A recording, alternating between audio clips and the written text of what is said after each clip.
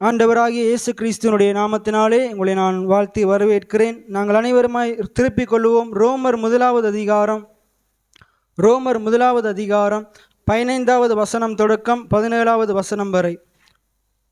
ரோமர் முதலாவது அதிகாரம் 15வது வசனம் தொடக்கம் 17வது வசனம் வரை. ஆகையால் வாசிங்க.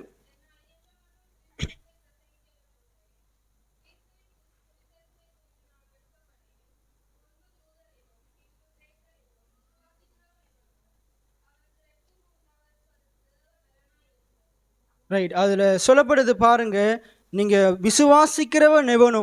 விசுவாசிக்கிறவன் எவனோ அவனுக்கு ரட்சிப்பு உண்டாகும்படிக்கு இந்த சுவிசேஷம், அதாவது பவுல் பேசுகிற சுவிசேஷம், அது தேவ பலனாக இருக்குதான். இப்போ சுவிசேஷம் என்றது ஒரு பலன் இல்லாதவனுக்கு தேவன் பலனை கொடுக்கிறவராக இருக்கிறாரு. சத்துவம் இல்லாதவனுக்கு தேவன் சத்துவத்தை கொடுக்கிறவராக இருக்கிறாரு. கடந்த ஒரு 5 ஞாயிற்றுக்கிழமைகளாக நாங்கள் தொடர்ந்து பார்க்குறோம். தரித்திரத்திலிருந்து விடுதலை, ஏழ்மையிலிருந்து விடுதலை, வறுமையிலிருந்து விடுதலை. இன்றைக்கு இதை குறித்து ஏன் நான் தொடர்ந்து பேசுகிறேன்டா, இன்றைக்கு நம்ம மத்தியில் இருக்கிற மிகப்பெரிய குறைவே இந்த வறுமை தான். இன்றைக்கு நம்ம ஆண்டவரை தேடாதபடிக்கு மிகப்பெரிய தடையாக இருக்கிறது இந்த வறுமை தான், இந்த ஏழ்மை தான். இன்றைக்கு அநேக விசுவாச குடும்பங்கள் கூடி ஆலயத்துக்கு வராததுக்கு காரணம், ஒழுங்காக வராததுக்கு காரணம் வறுமை காரணமாக அவங்க என்ன செய்கிறாங்க, அவங்க தொழிலுக்கு கடந்து செல்கிறாங்க, பல்வேறு காரியங்களுக்கு கடந்து செல்கிறாங்க. அப்போ இந்த காரியத்துக்கு மிகப்பெரிய ஆண்டவரை தேடாதபடிக்கு இந்த வறுமை என்றது நம்ம மத்தியில் மிகப்பெரிய தடையாக இருக்குது.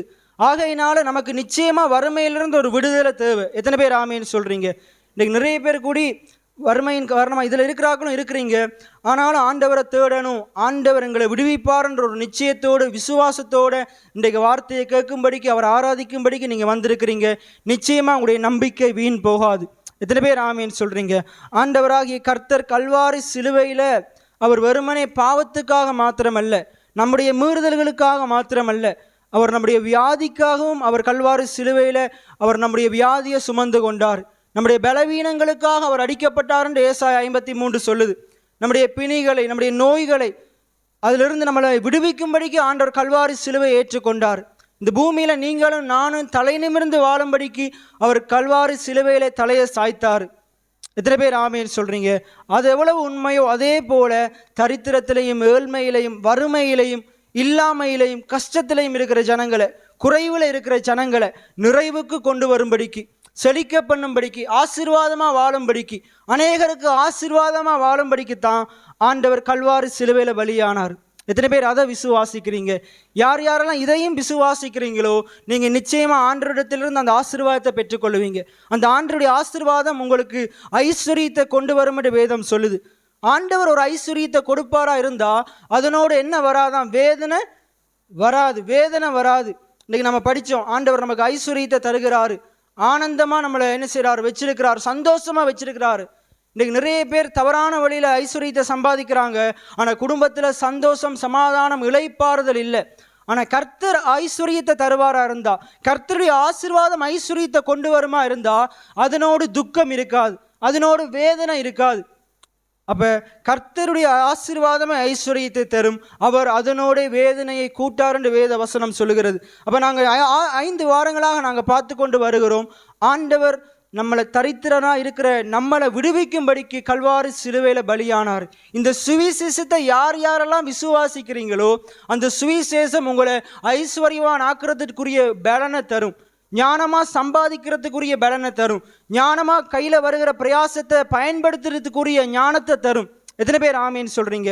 உடைய கையில் வர்ற நிறைய பேர் தரித்திரமாக இருக்கிறதுக்கு காரணம் வேலை இல்லாத நிலைமை இல்லை. வேலை இருந்தும் அந்த வேலைக்கு உண்மையாக இல்லை, அந்த எஜமானுக்கு உண்மையாக இல்லை, அந்த வேலையின் மூலமாக வருகிற வருமானத்தை சரியான விதத்தில் பயன்படுத்துறது இல்லை. அப்போ இப்படிப்பட்ட நிறைய காரணங்கள் இருக்கிறது. அப்போ இந்த ரோமர் முதலாவது அதிகாரம் 15 தொடக்கம் 17 வரைக்கும் நாங்கள் எல்லாரும் அந்த வசனத்தை பாருங்கள். ஆகையால் ரோமாபுரியில் இருக்கிற உங்களுக்கு என்னால் இயன்ற மற்றும் சுவிசேஷத்தை பிரசங்கிக்க விரும்புகிறேன். இந்த வசனத்தை நான் திருப்பி நான் வாசித்து பார்க்கும்போது ஆண்டவர் என்னோடு நேற்றைய தினத்தில் இடைப்பட்டார். அப்போ என்னால் இயன்ற மட்டும், அப்போ என்னால் முடியுமான வரைக்கும் இந்த சபையில் இருக்கிற தரித்திரத்தை ஒழிக்கிறதுக்கு நான் முற்படுவேன் ஆண்டவருடைய பலத்தினால. எத்தனை பேர் ஆமேன்னு சொல்கிறீங்க? நீங்கள் ஒவ்வொருவரும் அப்படித்தான் இருக்கணும். உங்களுடைய குடும்பத்தில் இருக்கிற வறுமைக்கு நீங்கள் எதிராக இருக்கணும். உங்களுடைய குடும்பத்தில் இருக்கிற ஏழ்மை, இல்லாமை, குறைவு, பண கஷ்டம், இதற்கு நீங்கள் எதிராக இருக்கணும், அதற்கு ஆதரவாக இருக்கக்கூடாது. எல்லாரும் கஷ்டப்படுறாங்க தானே பிரதர், நாங்களும் கஷ்டத்திலே இருப்போம். எல்லாரும் எகிப்திலான இருக்கிறாங்க, நாங்களும் எகிப்திலே இருப்போம். இஸ்ரவேல் ஜனங்களுடைய மனநிலை, எல்லாரும் எகிப்திலிருந்து செத்து போகிறாங்க தானே, நாங்களும் எகிப்திலிருந்து செத்து போயிட்டா நலமா இருக்கும்னு சொல்கிறாங்க. ஆனால் ஆண்டவர் யாத்திராகமம் 3:8 சொல்கிறாரு, நீங்கள் அடிமைத்தனத்தில் இருக்கிற அந்த எகிப்தை விட்டு உங்களை புறப்பட பண்ணி ஏத்தியரும் எமோரியரும் எபூசியரும் இருக்கிற அந்த பாலும் தேனும் ஓடுகிற நலமும் விசாலமுமான தேசத்துக்கு உங்களை நான் கொண்டு போகவே வானத்திலிருந்து இறங்கினேன் என்று ஆண்டவர் சொல்கிறாரு. எத்தனை பேர் ஆமேன்னு சொல்கிறீங்க? அவர் பழைய ஏற்பாட்டிலே தீர்க்க தரிசனமாக சொல்லிட்டாரு, ஆண்டவராக இயேசு கிறிஸ்து இந்த உலகத்துக்கு வர்றதுக்கு நிறைய நோக்கம் இருக்குது. அதில் ஒரு நோக்கம் என்னது? அடிமைத்தனத்திலிருந்து ஜனங்களை பிள்ளைகளாக மாற்றணும், அடிமையாக இருக்கிற ஜனங்களை பிள்ளைகளாக மாற்றணும். ரோமரில் சொல்லப்படுகிறது, நாங்கள் பிள்ளைகளாக இருக்கிறோமா, தேவனுடைய ஆவியை பெற்றதால் நாங்கள் அவருடைய பிள்ளைகளாக இருக்கிறோமா, பிள்ளைகள் ஆனால் சுதந்திரரும் ஆமேன்னு வேதம் சொல்லுது. அவருடைய ஆசீர்வாதங்களுக்கு, அவர் நமக்காக உண்டு பண்ணி வைத்திருக்கிறவைகளுக்கு நாங்கள் சுதந்திரவான்களாக இருக்கிறோம். அப்போ இதில் சொல்லப்படுகிறது, என்னால் இயன்ற மட்டும் சுவிசேஷத்தை பிரசங்கிக்க விரும்புகிறேன், கிறிஸ்துவின் சுவிசேஷத்தை குறித்து நான் வெட்கப்படேன். இப்படிப்பட்ட போதனைகளை போதிக்கிறத குறித்து நான் வெட்கப்பட்டு போகிறதே இல்லை. நிறைய பேர் பயப்படுறாங்க இப்படிப்பட்ட போதனைகளை போதிக்கிறதுக்கு, ஆனால் நான் பயப்பட போகிறது இல்லை. ஏனென்றால் இது என்னுடைய சுவிசேஷம் அல்ல, என்னால் உண்டானதல்ல, மனுஷனுடைய வாக்கினால் உண்டானதல்ல. கலாத்தியர் 1:1 சொல்லுது, மனுஷனாலும் அல்ல, மனுஷன் மூலமாயும் அல்ல. இங்கேயும் சொல்கிறாரு பாருங்க, இது கிறிஸ்துவினுடைய சுவிசேஷமாக இருக்கிறது, இது என்னுடைய சுவிசேஷம் அல்ல. இன்றைக்கி நான் பேசுகிறது என்னுடைய வார்த்தைகள் அல்ல, என்னுடைய சிந்தனைகள் அல்ல. நான் இன்றைக்கு பேசிக்கொண்டிருக்கிற சிந்தனைகள், நான் பேசிக்கொண்டிருக்கிற வார்த்தைகள் கர்த்தராகிய இயேசு கிறிஸ்துனுடையதாக இருக்கிறது. எத்தனை பேர் ஆமேன்னு சொல்கிறீங்க? தீமோத்தேயு 3வது அதிகாரத்தில் சொல்லப்படுகிறது, தேவ வாக்கியங்கள் எல்லாம் தேவனுடைய ஆவியினால் ஏவப்பட்டு எழுதப்பட்டவைகளாக இருக்கிறது. தேவனுடைய ஆவியினால் ஏவப்பட்டு எழுதப்பட்டது, எந்த மனுஷனாலும் உண்டாக்கப்பட்டதல்ல, எந்த மனுஷனுடைய கற்பனை வார்த்தைகளும் அல்ல. வேத வார்த்தை ஒரு கட்டுக்கதை அல்ல, அது வானத்தையும் பூமியையும் உண்டாக்கின வார்த்தையாக இருக்குது. இன்றைக்கு அந்த வார்த்தை உங்களுடைய வாழ்க்கையை செழிப்பாக்குறதுக்கு வல்லமையுள்ளதாக இருக்குது, உங்களுடைய வாழ்க்கையை அழகாக்குறதுக்கு வல்லமையுள்ளதாக இருக்குது, உங்களுடைய வாழ்க்கையில் இருக்கிற குறைவுகளை நீக்கிறதுக்கு இந்த வார்த்தை வல்லமையுள்ளதாக இருக்குது. எத்தனை பேர் ஆமேன்னு சொல்கிறீங்க? ரைட். அப்போ இதில் சொல்லப்படுது பாருங்க, அவர் பவுல் சொல்கிறார், என்னால் இயன்ற மட்டும் நான் இந்த சுவிசேஷத்தை பிரசங்கிக்க விரும்புகிறேன். நான் பிரசங்கிக்க போகிற இந்த சுவிசேஷத்தை குறித்து நான் துளி அளவு நான் வெட்கப்பட போகிறது இல்லை, நான் வெட்கப்பட போகிறது இல்லை. ஏனென்றால் இந்த சுவிசேஷந்தான் எனக்கு தேவ பலனை தருது, நான் நல்லா உழைக்கிறதுக்குரிய பலனை தருது. உபாகமம் 8:18 சொல்லுது. உபாகமம் 8:18 எடுத்து வாசித்து பாருங்க. உடைய கர்த்தராகிய இயேசு கிறிஸ்துவின் கிருபையை அறிந்திருக்கிறீர்களே, இந்த நாட்களில் உங்களுக்கு உண்டாயிருக்கிறது போல ஐஸ்வரியத்தை சம்பாதிக்கிறதுக்கு பலனை தருகிறவராக இருக்கிறாரு. அந்த வசனத்தை எடுத்தவங்க வாசிங்க. உன் தேவனாகிய கர்த்தரை எல்லாம் சொல்லுங்க, நினைப்பாயாக. எல்லாம் சொல்லுங்க, நினைப்பாயாக. பக்கத்தில் இருக்காள்கிட்ட கேளுங்க, ஆண்டவரை குறித்து நீங்கள் என்ன நினைக்கிறீங்க, எப்படி நினைக்கிறீங்க கேளுங்க.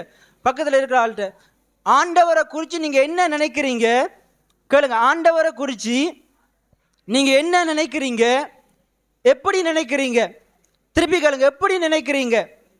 அப்போ அதில் சொல்லுது பாருங்க, உன் தேவனாகிய கர்த்தரை நினைப்பாயாக. என்னென்று போட்டிருக்கு வாசிங்க தொடர்ந்து.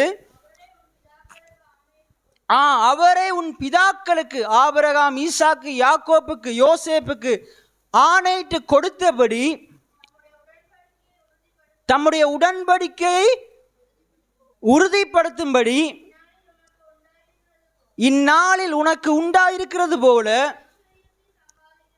ஐஸ்வரியத்தை சம்பாதிக்கிறதுக்கான பலனை கொடுக்கிறவருமாய் இருக்கிறார். அப்ப இந்த நாட்களில் நீ உண்டாயிருக்கிறது போல ஆபிரகாம், ஈசாக்கு, யாக்கோப்புக்கு கொடுத்த வாக்கு தத்தம் உடன்படிக்கையை நிறைவேற்றதுக்காக வேண்டி அவர் என்ன செய்கிறாராம், நமக்கு ஐஸ்வரியத்தை சம்பாதிக்கிறதுக்கு, பணத்தை சம்பாதிக்கிறதுக்கு, கடினமாக உழைக்கிறதுக்கு அவர் பலனை தருகிறவராக இருக்கிறாரு. ஃபாதர் பெக்மன்ஸ் ஒரு பாட்டு எழுதினார், கடினமாக என்ன செய்தார், என்னை உழைக்க வைத்தீரே, கடினமாக உழைக்கும் கரங்களை தந்தீரே, ஓடும் கால்களை தந்தீரே. எத்தனை பேர் ஆமேன்னு சொல்கிறீங்க? வறுமையே இல்லாமல், கடனே இல்லாமல் வாழ வைத்தீரேன்னு அவர் பாடுறாரு. அவர் பாடியே அவர் வாழ்க்கையில் உயர்ந்து போயிட்டார். நாங்கள் இப்படிப்பட்ட பாடல்களை பாடாமல் தவறான பாடலை பாடி வாழ்க்கையில் கீழ் மட்டத்துக்கு போயிட்டோம். இன்றைக்கு ஆண்டவர் இந்த சத்தியத்தை உங்கள் மத்தியில் பேசுகிறார். யோவான் 8 சொல்லப்படுகிறது, சத்தியத்தையும் அறிவீர்கள், சத்தியம் உங்களை விடுதலையாக்கும். என் ஜனங்கள் அறிவில்லாமையினால் சங்காரம் ஆகிறார்கள். இந்த சரியான சத்தியத்தை கேட்காம, அதை பற்றினதான அறிவை அடையாம என்ன செய்யறாங்க? சங்காரமாகி கொண்டிருக்கிறாங்க, வறுமையில வாழ்ந்து கொண்டிருக்கிறாங்க. இன்னைக்கு நீங்க அப்படி வாழுவது தேவனுடைய சித்தம் அல்ல. தேவனுடைய சித்தம் என்னது? பிரியமானவனே, உன் ஆத்துமா வாழ்கிறது போல நீ எல்லாவற்றிலும் வாழ்ந்து சுகமா இருப்பாயாக என்பதே தேவனுடைய சித்தமா இருக்கிறது.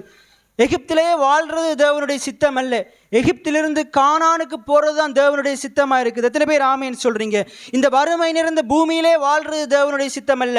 இந்த வறுமை நிறைந்த பூமியிலையும் கர்த்தரை நம்புகிற பிள்ளை ஒரு நன்மை அவனுக்கு குறைபடக்கூடாது.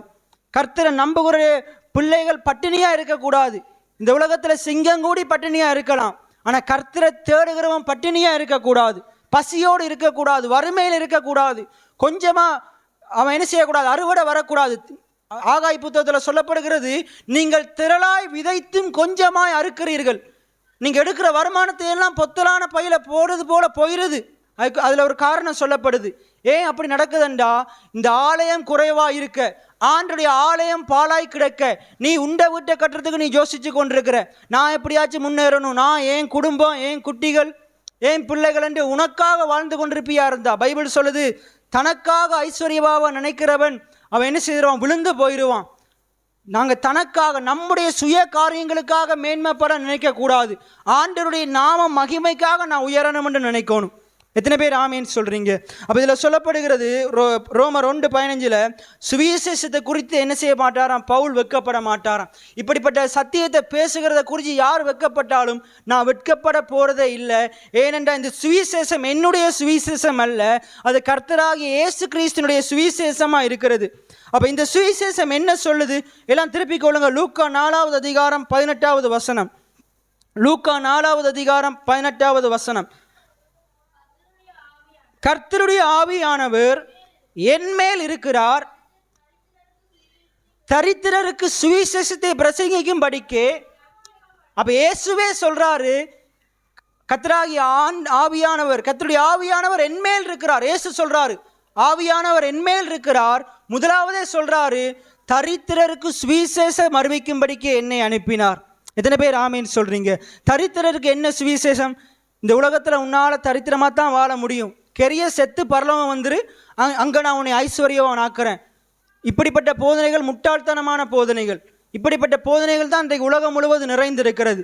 ஆனா அது தரித்திரருக்கு அது சுவிசேஷம் அல்ல. தரித்திரருக்கு எது சுவிசேஷம்?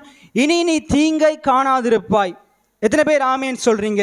இனி நீ தரித்திரத்தை காணாதிருப்பாய், இனி நீ தரித்திரத்தில் வாழ மாட்ட. அப்படி அதுதான் சுவிசேஷமா இருக்குது. உன்னுடைய தரித்திரம், உன்னுடைய ஏழ்மை, உன்னுடைய குறைவு இன்றோடு ஒளிந்து போனது. எத்தனை பேர் ஆமேன்னு சொல்றீங்க? இதுதான் தரித்திரருக்கு சுவிசேஷமா இருக்குது. 5 அப்பம் 2 மீன் தான் இருக்குது. அங்க 5000 பேர் பசியா இருக்கிறாங்க. இயேசுவை நோக்கி வர்றாங்க.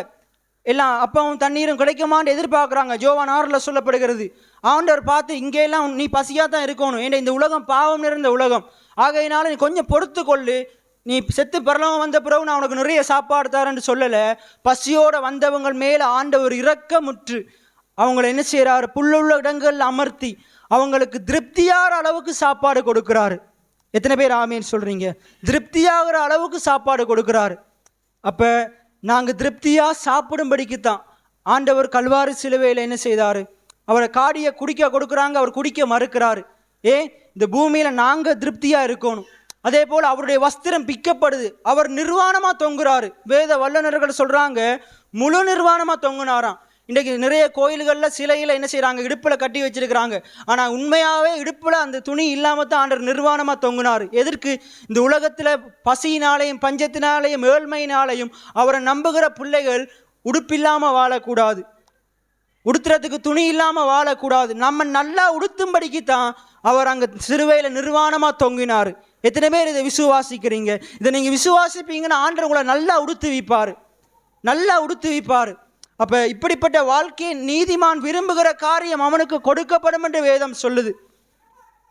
அப்போ இதில் பார்த்தீங்கன்னா அங்கே தரித்திரருக்கு எது சுவிசேஷம்? உன்னுடைய தரித்திரம் இன்றோடு ஒளிந்து போனது, இன்றோடு ஒளிந்து போனது. இந்த சபையில் இருக்கிற ஜனங்களுக்கு சொல்கிறேன், ஒருவேளை இன்றைக்கு நீங்கள் தரித்திரத்தில் இருக்கலாம், ஏழ்மைத்தனத்தில் இருக்கலாம், நான் இன்றைக்கு சொல்லுகிற ஆண்டுடைய சுவிசேஷம் சொல்லுது, உன்னுடைய தரித்திரம் இன்றோடு ஒளிந்து போனது. எத்தனை பேர் ஆமேன்னு சொல்றீங்க? இனி நீ தரித்திரத்தில் வாழப்போவது கிடையாது. இனி நீ கையேந்தி வாழ போறது கிடையாது. இனி நீ மனுஷனை நம்பி வாழ போறது கிடையாது. ஏனென்றால் உன்னுடைய நம்பிக்கை நீ கர்த்தர் மேல வை. கர்த்தர் எல்லாவற்றின் மேலேயும் உன்னை உயர்த்துவார். கர்த்தர் மேல உன் நம்பிக்கையை வை. வேத வசனம் சொல்லுகிறது, கர்த்தரை நம்புகிறவனோ செழிப்பான், தன் ஐசுரியத்தை நம்புகிறவன் விழுவான். சபையில் இருக்கிற ஜனங்கள் ஐஸ்வர்யத்தின் மேல நம்பிக்கை உள்ளவங்களா இருக்கக்கூடாது. சபையில் இருக்கிற ஜனங்கள் கர்த்தர் மேல நம்பிக்கை உள்ளவங்களா இருக்கணும். ரோமர் 1:15 அதைத்தான் சொல்லுது. ரோமர் 1:15, 16, 17 சொல்லுது, விசுவாசிக்கிறவனுக்கு தான் தேவ பலன். நான் தான் அடிக்கடி சொல்றது, இந்த சுவிசேஷம் நாம் பண்ணுகிற பிரசங்கங்கள் இந்த இடத்துல எவ்வளவு பேர் இருந்தாலும் எல்லாருக்கும் அது பலிக்காது. எல்லாருக்கும் அது பலிக்காது. யார் யாரெல்லாம் இந்த சத்தியத்துக்கு கீழ்ப்படுகிறீங்களோ, யார் யாரெல்லாம் இந்த சுவிசேஷத்தை விசுவாசிக்கிறீங்களோ, இந்த போதனைகளை கவனமாக கேட்குறீங்களோ, நிச்சயமா உங்களுடைய வாழ்க்கை மாறும். எத்தனை பேர் ஆமேன்னு சொல்றீங்க? கவனமாக கேட்கணும், விசுவாசத்தோடு கேட்கணும். இன்னொரு வசனத்தை வாசிப்போம். எபிரேயர் 4வது அதிகாரம் 1 தொடக்கம் 3 வசனங்கள் வரை.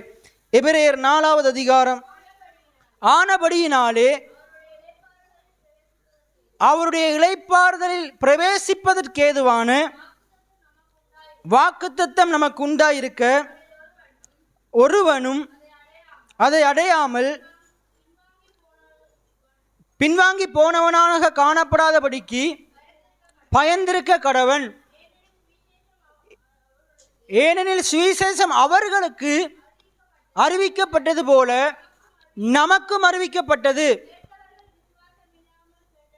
எல்லாம் சொல்லுவோமா? கேட்டவர்கள் விசுவாசம் இல்லாமல் கேட்டபடியினால், தொடர்ந்து வாசிங்க, பிரயோஜனப்படவில்லை. கேட்டவர்கள் விசுவாசம் இல்லாமல் கேட்டபடியினால் கேட்ட வசனம் அவர்களுக்கு பிரயோஜனப்படவில்லை. இந்த இடத்துல 5-6 கிழமையே நான் இதை பேசிக்கொண்டே இருக்கிறேன். எத்தனை பேர் விசுவாசத்தோடு கேட்குறீங்களோ தெரியாது. விசுவாசத்தோடு நீங்கள் கேட்பீங்களா இருந்தால் அதி சீக்கிரத்தில் நீங்கும் இந்த லேசான உபத்திரவம். அதி சீக்கிரத்தில் நீங்கும் உங்களுடைய வாழ்க்கையில் இருக்கிற எல்லா ஏழ்மைத்தனங்களும், எல்லா வறுமைகளும், கடன் வாங்குகிற நிலைமைகள் அதி சீக்கிரத்தில் நீங்கும். யார் யாரெல்லாம் விசுவாசத்தோடு கேட்குறீங்களோ, பொறுமையோடு காத்திருக்கிறீங்களோ, நிச்சயமாக நீங்கள் கர்த்தருடைய நன்மைகளை ருசி பார்ப்பீங்க. யார் யாரெல்லாம் அவிசுவாசத்தோடு இருக்கிறீங்களோ ஒரு பலனும் வரப்போகிறதே கிடையாது. எத்தனை வருஷம் ஆனாலும் அப்படிப்பட்ட அதே வாழ்க்கையை தான் நம்ம வாழ போகிறோம். வாழ்க்கை மாற போகிறதே கிடையாது. ஒரு 2 கிழமைக்கு முன்னுக்கு நான் அந்த 4வது தடவை பிரசங்கம் பண்ணும்போது நான் சொல்லியிருந்தேன், சோம்பேறி என்ன செய்யமான சோம்பட் கையால் வேலை செய்கிறவன் தரித்திரராவான் என்று சொல்லி பேசினேன். எத்தனை பேருக்கு ஞாபகம் இருக்குது? சோம்பட் கையால் வேலை செய்கிறவன் தரித்திரராவான்.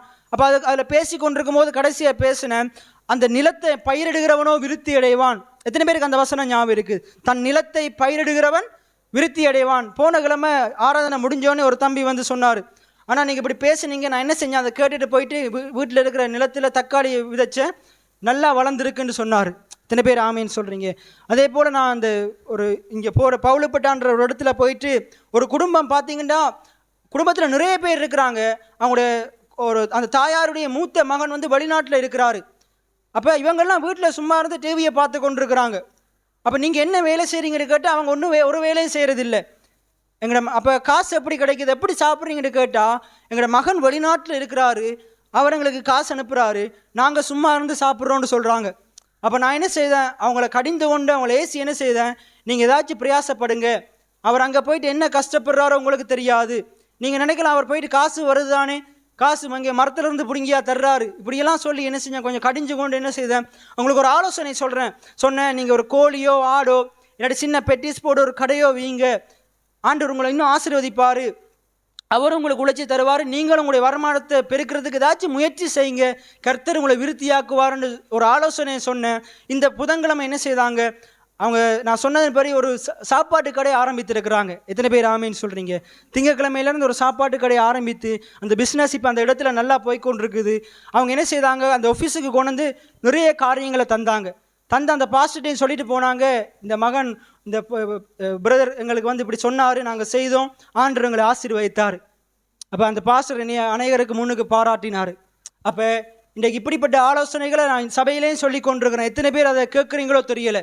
கேட்கறதுக்கு காதுள்ளவன் கேட்க கடவன். நீங்கள் ஞானமாக கேட்பீங்களா இருந்தால் நிச்சயமாக தேவன் உங்களுக்கு செய்கிற அதிசயங்களை நீங்கள் காண்பீங்க. பைபிள் சொல்லுது ரட்சிக்க கூடாதபடிக்கு அவருடைய கைகள் குறுகி போகவே இல்லை, விடுவிக்க கூடாதபடிக்கு. ஆனால் பைபிள் சொல்லுது ஆண்டருடைய கை குறுகி போகவில்லை, அவருடைய கை நமக்கு நன்மை செய்கிற கரமாக இருக்கிறது. எத்தனை பேர் ஆமீன் சொல்றீங்க? ரைட்.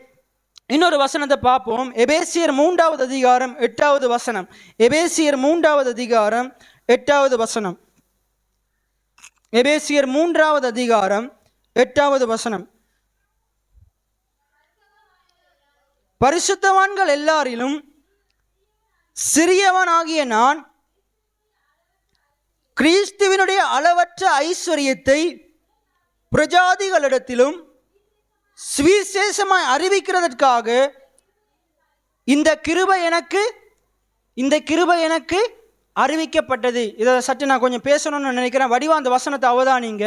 பவுல் சொல்றாரு பாருங்க, எபேசியருக்கு எழுதின பவுல் சொல்றாரு பாருங்க. அவர் சொல்றாரு ஆண்டவருடைய கிருபை, விசேஷித்த கிருபை எனக்கு அருளப்பட்டுச்சான். எதற்காக? ஆண்டவர் ஐஸ்வர்யம் உள்ளவர் என்று பேசுறதுக்காக விசேஷமான கிருபை பவுலுக்கு அருளப்பட்டுதான். ஆண்டவர் என்னை ஊழியத்துக்கு அழைக்கும் போது நிறைய காரியங்களை குறித்து நல்லா பேசணும்னு எனக்கு உள்ளத்தில் ஒரு காரியத்தை விருப்பத்தை தந்தார். அதில் ஒன்று தான் இந்த ஐஸ்வர்யம். ஏழ்மையில் இருக்கிற ஜனங்களை, தரித்திரத்தில் இருக்கிற ஜனங்களை, வறுமையில் இருக்கிற ஜனங்களுக்கு இந்த ஆண்டவர் உன்னை ஐஸ்வர்யவான் ஆக்குவார், உன்னை குழியிலையும் குப்பையிலிருந்து தூக்கி அவர் உன்னதத்தில் உன்னை உயர்த்தி வைப்பார் என்று தைரியமாக அறிவிக்கணும் என்ற அந்த நற்செய்தியை ஆண்டவர் முதலாவது அந்த வெளிப்பாட்டை எனக்கு தந்தார். அந்த நற்செய்தியை என்னோடு பேசினார். என்னட்ட இருந்த தரித்திர புத்தியை மாற்றினார், எனக்கு இருந்த தரித்திர வாழ்க்கையை மாற்றினார்.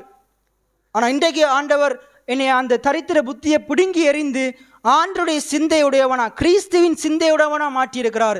நேற்றைய தினத்தில் நான் டவுனுக்கு என்ன செய்தேன், மாவு வாங்குறதுக்கு போய் கொண்டிருந்தேன். அப்போ திடீர்னு ஒரு எண்ணம் வந்துச்சு, போயிட்டு என்ன செய்யணும், ஒரு உடுப்பு ஒன்று வாங்கணுமெண்டு. திடீர்னு ஒரு எண்ணம் வந்துச்சு, போயிட்டு ஒரு கடையில் உடுப்பு ஒன்று வாங்கணும், இந்த டை வாங்கணும், இப்படி நிறைய காரியங்கள் வாங்கணுமெண்டு வந்துச்சு. உடனே என்ன செஞ்சேன், அந்த கடைக்குள்ளே போனேன். நான் விரும்பின காரியத்தையெல்லாம் வாங்கினேன்.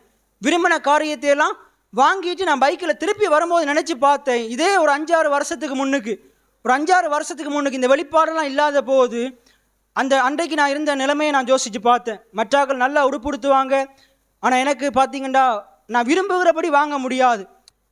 அங்கே கையில் இருக்கிற காசின் அடிப்படையில் தான் வாங்க முடியும். நான் விரும்புகிறபடி உடுப்பை வாங்க முடியாது. ஏனென்றா தரித்திரம், ஏனென்றா காசு இல்லை, கையில் காசு இல்லை, பேசு வறுமையாக இருக்குது. நான் விரும்புகிறத வாங்க முடியாது. நான் யோசிக்கணும், மற்றாக்கள்கிட்ட கேட்டு பார்க்கணும். ஆனால் இன்றைக்கு அப்படி இல்லை. நான் விரும்புகிறத காட்டிலும் ஆண்டவர் அதிகமாக என்னுடைய தேவைகளை சந்திக்கிறார். அது பொருள்ற விலை எவ்வளவு பெரிய விலையாக இருந்தாலும் அதை வாங்குறதுக்குரிய ஆசீர்வாதத்தை என்னுடைய கரத்தில் தந்திருக்கிறார். எத்தனை பேர் ஆமேன்னு சொல்கிறீங்க? இந்த வெளிப்பாட்டை நான் பெற்றுக்கொள்ளாமல் அப்படியே இருந்தால் இன்றைக்கு இப்படி நல்லா உடுத்தி இருக்க முடியாது, இப்படி நல்லா உடுத்த முடியாது. இப்படியும் உடுத்து வைப்பார், இதை விட அதிகமாக உடுத்து வைப்பார். எத்தனை பேர் ஆமேன்னு சொல்கிறீங்க? அப்போ இனி எதிர்காலத்தில் நான் இவங்களுக்கு சொல்லியிருக்கிறேன், எதிர்காலத்தில் நீங்கள் மேடை ஏறி ஊழியம் செய்யும்போது நீங்கள் கோட் சூட்டோடு தான் ஊழியம் செய்வீங்க. நீங்கள் இந்த வார்த்தைகளை கவனமாக கேட்பீங்கன்னா ஆண்டவர் உங்களை உடுத்து வைப்பார். உங்களுடைய கையின் பிரயாசத்தை ஆண்டவர் ஆசீர்வதிப்பார். இன்றைக்கு நீங்கள் இதை விசுவாசிப்பீங்கண்டா, சில பேர் இருக்கிறாங்க, இது எப்படி ஆகும் அப்படின்னு கேட்பாங்க. அப்படி கேட்குறாங்களுக்கு மாற்றம் வரவே வராது. ஆனால் யார் இதை விசுவாசிக்கிறீங்களோ என்னையை உடுத்து வைத்த ஆண்டவர் உங்களையும் உடுத்து வைப்பார். உயர்தரமான வஸ்திரங்களினால் உடுத்துவிப்பார். யோசேப்பின் மேலே யாக்கோப்புக்கு அளவு கடந்த அன்பு இருந்தது. அந்த அன்பின் பிரதிபலிப்பு என்ன தெரியுமா? 11 பேர் மற்ற 10 சகோதரருக்கும் உடுத்து வைக்காத அளவுக்கு யோசேப்பை யாக்கோப்பு உடுத்து வைக்கிறான். பலவர்ணமான அங்கியை செய்வித்து யோசேப்பை பலவர்ணமான அங்கியினால் உடுத்து வைக்கிறான். எத்தனை பேர் ஆமேன்னு சொல்கிறீங்க? அந்த இளையகுமாரனை பார்க்குறோம். அந்த இளையகுமாரன் தூர தேசத்துக்கு போயிட்டு அந்த ஆசீர்வாதம், செல்வங்கள், ஐஸ்வர்யங்கள் எல்லாம் அநியாயமாக செலவழிச்சிட்டு வரும்போது அந்த தகப்பனார் என்ன செய்கிறாரு? அவனுக்கு மோதிரத்தை போடுறாரு, பாதரட்சியை போடுறாரு, அவனுக்கு நல்ல ராஜ உடுப்ப ஊழியக்காரனை போட சொல்கிறாரு. எத்தனை பேர் ஆமேன்னு சொல்கிறீங்க? நம்முடைய ஆண்டவர் நம்மளை உடுத்து வைக்கிற நல்ல ஆண்டவராக இருக்கிறார், நல்ல ஆண்டவராக இருக்கிறார். ஆனால் இங்கே நம்ம மத்தியில் இருக்கிற சில தவறான உபதேசிகள் நம்மகிட்ட இருக்கிறத கலற்றவனாக இருக்கிறான், நம்மகிட்ட இருக்கிற உடுப்பை உறிஞ்சு கொள்றவங்களா இருக்கிறாங்க. சற்று நீங்கள் சிந்தித்து பாருங்க.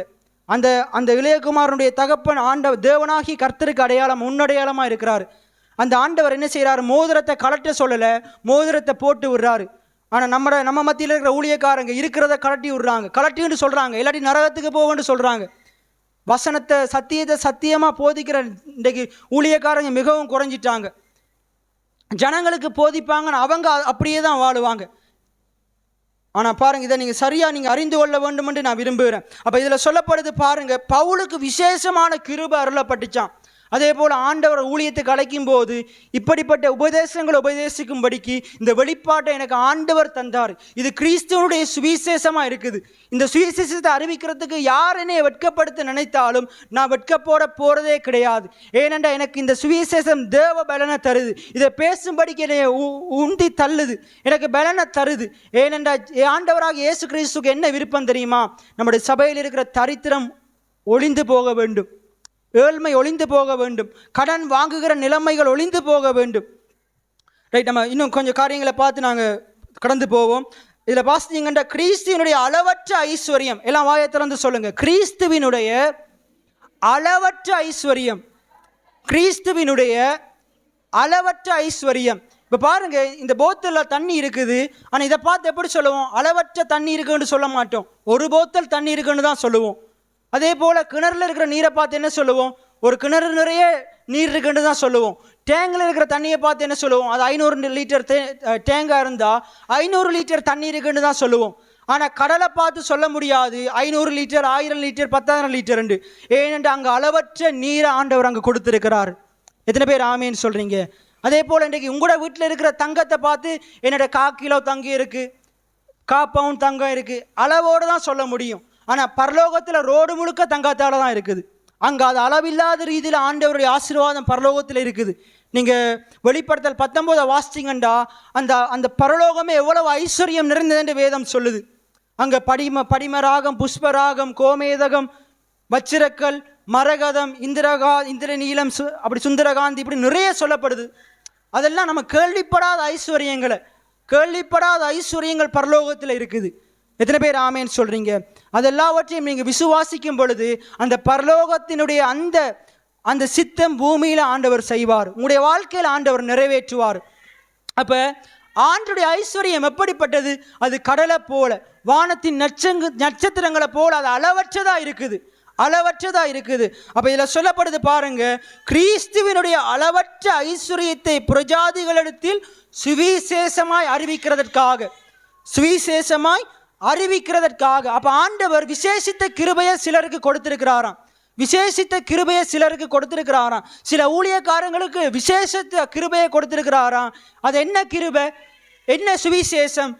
கிறிஸ்துவினுடைய அளவற்ற ஐஸ்வர்யத்தை பிரசங்கிக்கும்படிக்கு. எத்தனை பேர் ஆமேன்னு சொல்றீங்க? அப்போ இது எல்லாராலையும் இப்படிப்பட்ட சத்தியத்தை போதிக்க முடியாது. வடிவ அவதானிக்கணும், எல்லாராலையும் இப்படிப்பட்ட சத்தியத்தை போதிக்க முடியாது. அதுக்கு ஆண்டுடைய விசேஷித்த கிருபை தேவை, ஆண்டுடைய விசேஷித்த அழைப்பு தேவை. இப்படிப்பட்ட சுவிசேஷத்தை அறிவிக்கும்படிக்கு விசேஷித்த அழைப்பு தேவை. அப்போ இதில் சொல்லப்படுது, அது கிறிஸ்துவனுடைய அளவற்ற ஐஸ்வர்யத்தை நீ புரஜாதிகளிடத்தில் சுவிசேஷமாக பிரசங்கிக்கணும்.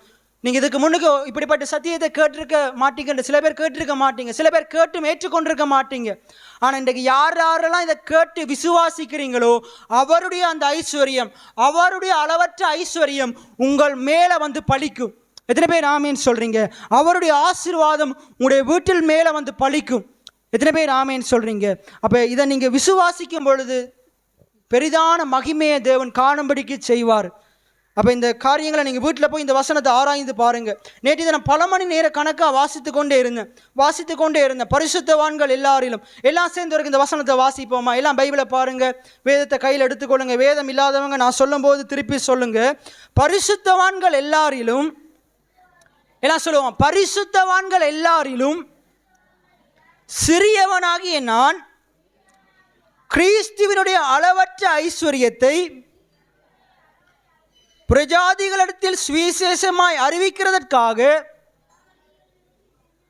இந்த கிருபை எனக்கு அருளப்பட்டிருக்கிறது, எனக்கு அளிக்கப்பட்டிருக்கிறது. எத்தனை பேர் ஆமேன்னு சொல்றீங்க? எத்தனை பேர் அந்த கிருபையை பெற்றுக்கொள்றீங்க? நம்ம படிக்கிறோம் தானே, உங்களுடைய கிருபை வேண்டுமே, உங்களுடைய கிருபை போதுமே. எத்தனை பேர் இப்படிப்பட்ட கிருபையை பெற்றுக்கொள்றீங்க? இப்படிப்பட்ட கிருபையை நீங்கள் பெற்றுக்கொள்ளுவீங்களா இருந்தால் உங்கள் வாழ்க்கையும் நல்லா இருக்கும். உங்களோட வந்து கதைக்கிற ஆக்கள், உங்களோட வந்து உரையாடுகிற ஆக்களுடைய வாழ்க்கையும் நல்லா இருக்கும். எத்தனை பேர் ஆமேன்னு சொல்கிறீங்க? அப்போ இப்படிப்பட்ட வார்த்தைகளை நீங்கள் ஏற்றுக்கொள்ள வேண்டும் என்று ஆண்டவர் விரும்புகிறார். அப்போ ஆண்டவரிடத்தில் என்ன இருக்குதான்? அளவற்ற ஐஸ்வர்யம் இருக்குதான். அதனால தான் நாங்கள் பாடல் படிக்கும்போது படிக்கிறோம், ஐஸ்வர்யமும் ஆனந்தமும் கரத்தில் இருக்கிறது. எல்லாம் சொல்லுவோமா, ஐஸ்வர்யமும் ஆனந்தமும் அவருடைய கரத்தில் இருக்கிறது. எந்த மனிதனையும் உயர்த்திடவே அவரால் ஆகும். எத்தனை பேர் ஆமேன்னு சொல்றீங்க? தாவீதுக்கு ஐஸ்வர்யத்தை கொடுத்தது அவங்களுடைய தகப்பன் ஈசாய் அல்ல, சாமுவேல் தீர்க்கதரிசி அல்ல. தாவீதுக்கு ஐஸ்வர்யத்தை கொடுத்தது சேனைகளின் கர்த்தர். எத்தனை பேர் ஆமேன்னு சொல்றீங்க? என்ன பிரதர் இப்படி சொல்றீங்க, அப்படி பைபிளில் இருக்குதா அப்படின்னு நீங்க எடுத்துக்கொள்ளுங்க. 1 சாமுவேல் 17வது அதிகாரம் 25வது வசனம். 1 சாமுவேல் 17வது அதிகாரம் 25வது வசனம். 1 சாமுவேல் 17வது அதிகாரம். அந்த மனுஷனை கண்டீர்களா? வந்து நிற்கிறான். இந்த கோலியாத்தை கொள்ளுகிறவன் எவனோ அவனை ராஜா மிகவும் ஐஸ்வர்யவான் ஆக்கி. இன்றைக்கும் ஆண்டவர் உங்களுக்கு சொல்றாரு, இன்றைக்கு உங்களை சுற்றிலும் நிறைய கோலியாத்துகள் இருக்கிறாங்க. உங்களை சுற்றிலும் நிறைய பிரச்சனைகள் கோலியாத்து போல வந்து நிற்குது. இன்றைக்கு உங்களை சுற்றிலும் நிறைய மலை போன்ற பிரச்சனைகள் இருக்கிறது. கேதுரு மரம் போன்ற உயரமான பிரச்சனைகள் இன்றைக்கு உங்களை சுற்றி நிறைய இருக்குது. இன்றைக்கு உங்கள் ஒவ்வொருத்தருடைய பிரச்சனைகளை கேட்க போனால் இன்றைக்கு நாளே போதாது. ஆனால் நான் என்ன சொல்ல வேணும்டா, நான் பிரச்சனைகளை கேட்கறதுக்கு நேரத்தை ஒதுக்க மாட்டேன். நான் உங்களுக்கு பதிலை சொல்லித்தர்றேன். இன்றைக்கே பதிலை சொல்லித்தரேன். உங்களுடைய மலைகளை பார்க்கிலும், கேதுரு மரம் போன்ற பெரிய பெரிய பிரச்சனைகளை காட்டிலும், உங்களுடைய கடன் பிரச்சனைகளை காட்டிலும், உங்களுடைய தேவைகளை காட்டிலும் கர்த்தர் பெரியவராக இருக்கிறார். கர்த்தர் நல்லவராக இருக்கிறார். அவர் விடுவிக்க வல்லமையுள்ளவராக இருக்கிறார். அது எப்படிப்பட்ட பிரச்சனையாக இருக்கலாம், அவரால் உங்களை விடுவிக்க முடியும். கோலியாத்தின் கையிலிருந்து தாவீதின் மூலமாக இஸ்ரவேல் ஜனங்களை விடுவித்தது கர்த்தர். அப்போ உங்களையும் இந்த உலகத்தில் இருக்கிற கோலியாத்து போன்ற நிறைய பிரச்சனைகளிலிருந்து ஆண்டவரால் விடுவிக்க முடியும். அப்போ இப்படிப்பட்ட பிரச்சனையில் ஒன்று தான் தரித்திரம், ஏழ்மை. அதிலிருந்து உங்களை விடுவிக்க கர்த்தர் நல்லவராக இருக்கிறாரு, உண்மையுள்ளவராக இருக்கிறாரு, வல்லவராகவும் இருக்கிறாரு. எத்தனை பேர் ஆமேன்னு சொல்கிறீங்க? இப்போ எலெக்ஷன் வரப்போகுது. நிறைய ஜனங்கள் இப்போ யாரை நம்பி இருக்கிறாங்க? வரப்போகிற ஜனாதிபதியை நம்பி இருக்கிறாங்க. எந்த ஜனாதிபதி வரலாம், எந்த ஜனாதிபதி போகலாம். எந்த ஜனாதிபதி வரலாம், எந்த ஜனாதிபதி போகலாம். எந்த எம்பிமார் வரலாம், எந்த எம்பிமார் போகலாம். ஆனால் நம்முடைய ஆதாரம் நம்முடைய ஆண்டவராகிய இயேசு கிறிஸ்து. நம்முடைய நம்பிக்கை அவர் மேலே மாத்திரம்தான் இருக்கும் ஒழிய எந்த ஜனாதிபதி மேலே இருக்காது, எப்படிப்பட்ட அமைச்சர்கள் மேலே இருக்காது. எத்தனை பேர் ஆமேன்னு சொல்கிறீங்க? உங்களுடைய நம்பிக்கைகளை கர்த்தர் மேலே வைங்க. அவர் ராஜாக்களை தள்ளி சரியான ராஜாக்களை உண்டு பண்ணுவார். சவுலை தள்ளி தாவீதை உண்டு பண்ணின ஆண்டவர் இன்றைக்கு நம்முடைய எலெக்ஷன் காரியத்திலே அற்புதத்தை செய்வார். எத்தனை பேர் ஆமேன்னு சொல்றீங்க? அப்போ பைபிள் சொல்லுது பாருங்க, ராஜா மிகவும் ஐஸ்வர்யவான் ஆக்கி. இன்றைக்கு உங்களுக்கும் எனக்கும் ஒரு ராஜா இருக்கிறாரு. உங்களுக்கும் எனக்கும் ஒரு ராஜா இருக்கிறாரு. கல்வாரி சிலுவையில் யூதருடைய ராஜா, நசரனாகிய இயேசு யூதருடைய ராஜாண்டு அங்கே மேல் பலகையில் எழுதப்பட்டது.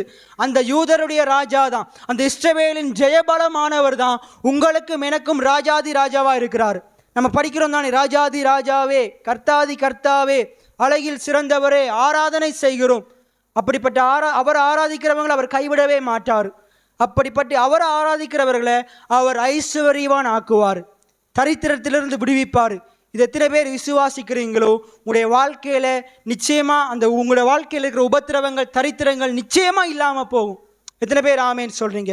அப்போ அந்த தாவீது ராஜாவுக்கு பார்த்து சொல்கிறாங்க, அந்த கோலியாத்தை கொல்றவனை ராஜா மிகவும் ஐஸ்வர்யவான் ஆக்கி.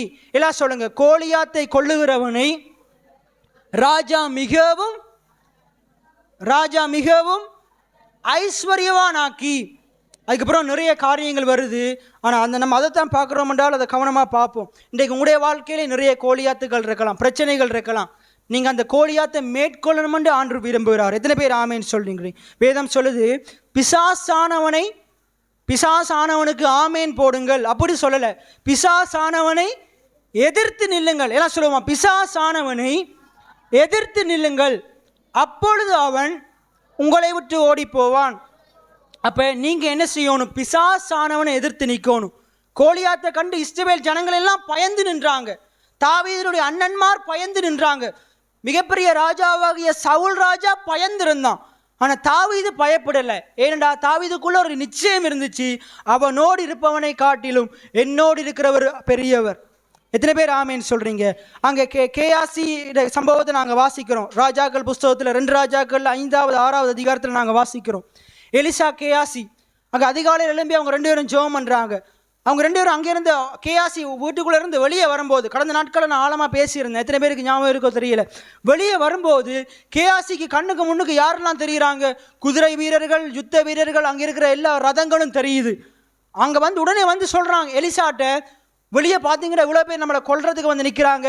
அவன் உள்ளே இருந்து கொண்டு சொல்கிறான், அவர்களோடு இருப்பவரை காட்டிலும் நம்மோடு இருக்கிறவர் அதிகம்.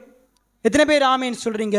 சங்கீதம் 34:7 அப்படியே சொல்றான், கர்த்தருக்கு பயந்தவர்களை சுற்றிலும் அவருடைய தூதர்கள் பாளையம் இறங்கி அவர்களுக்கு பயந்தவர்களை பாதுகாக்கிறார்கள் என்று.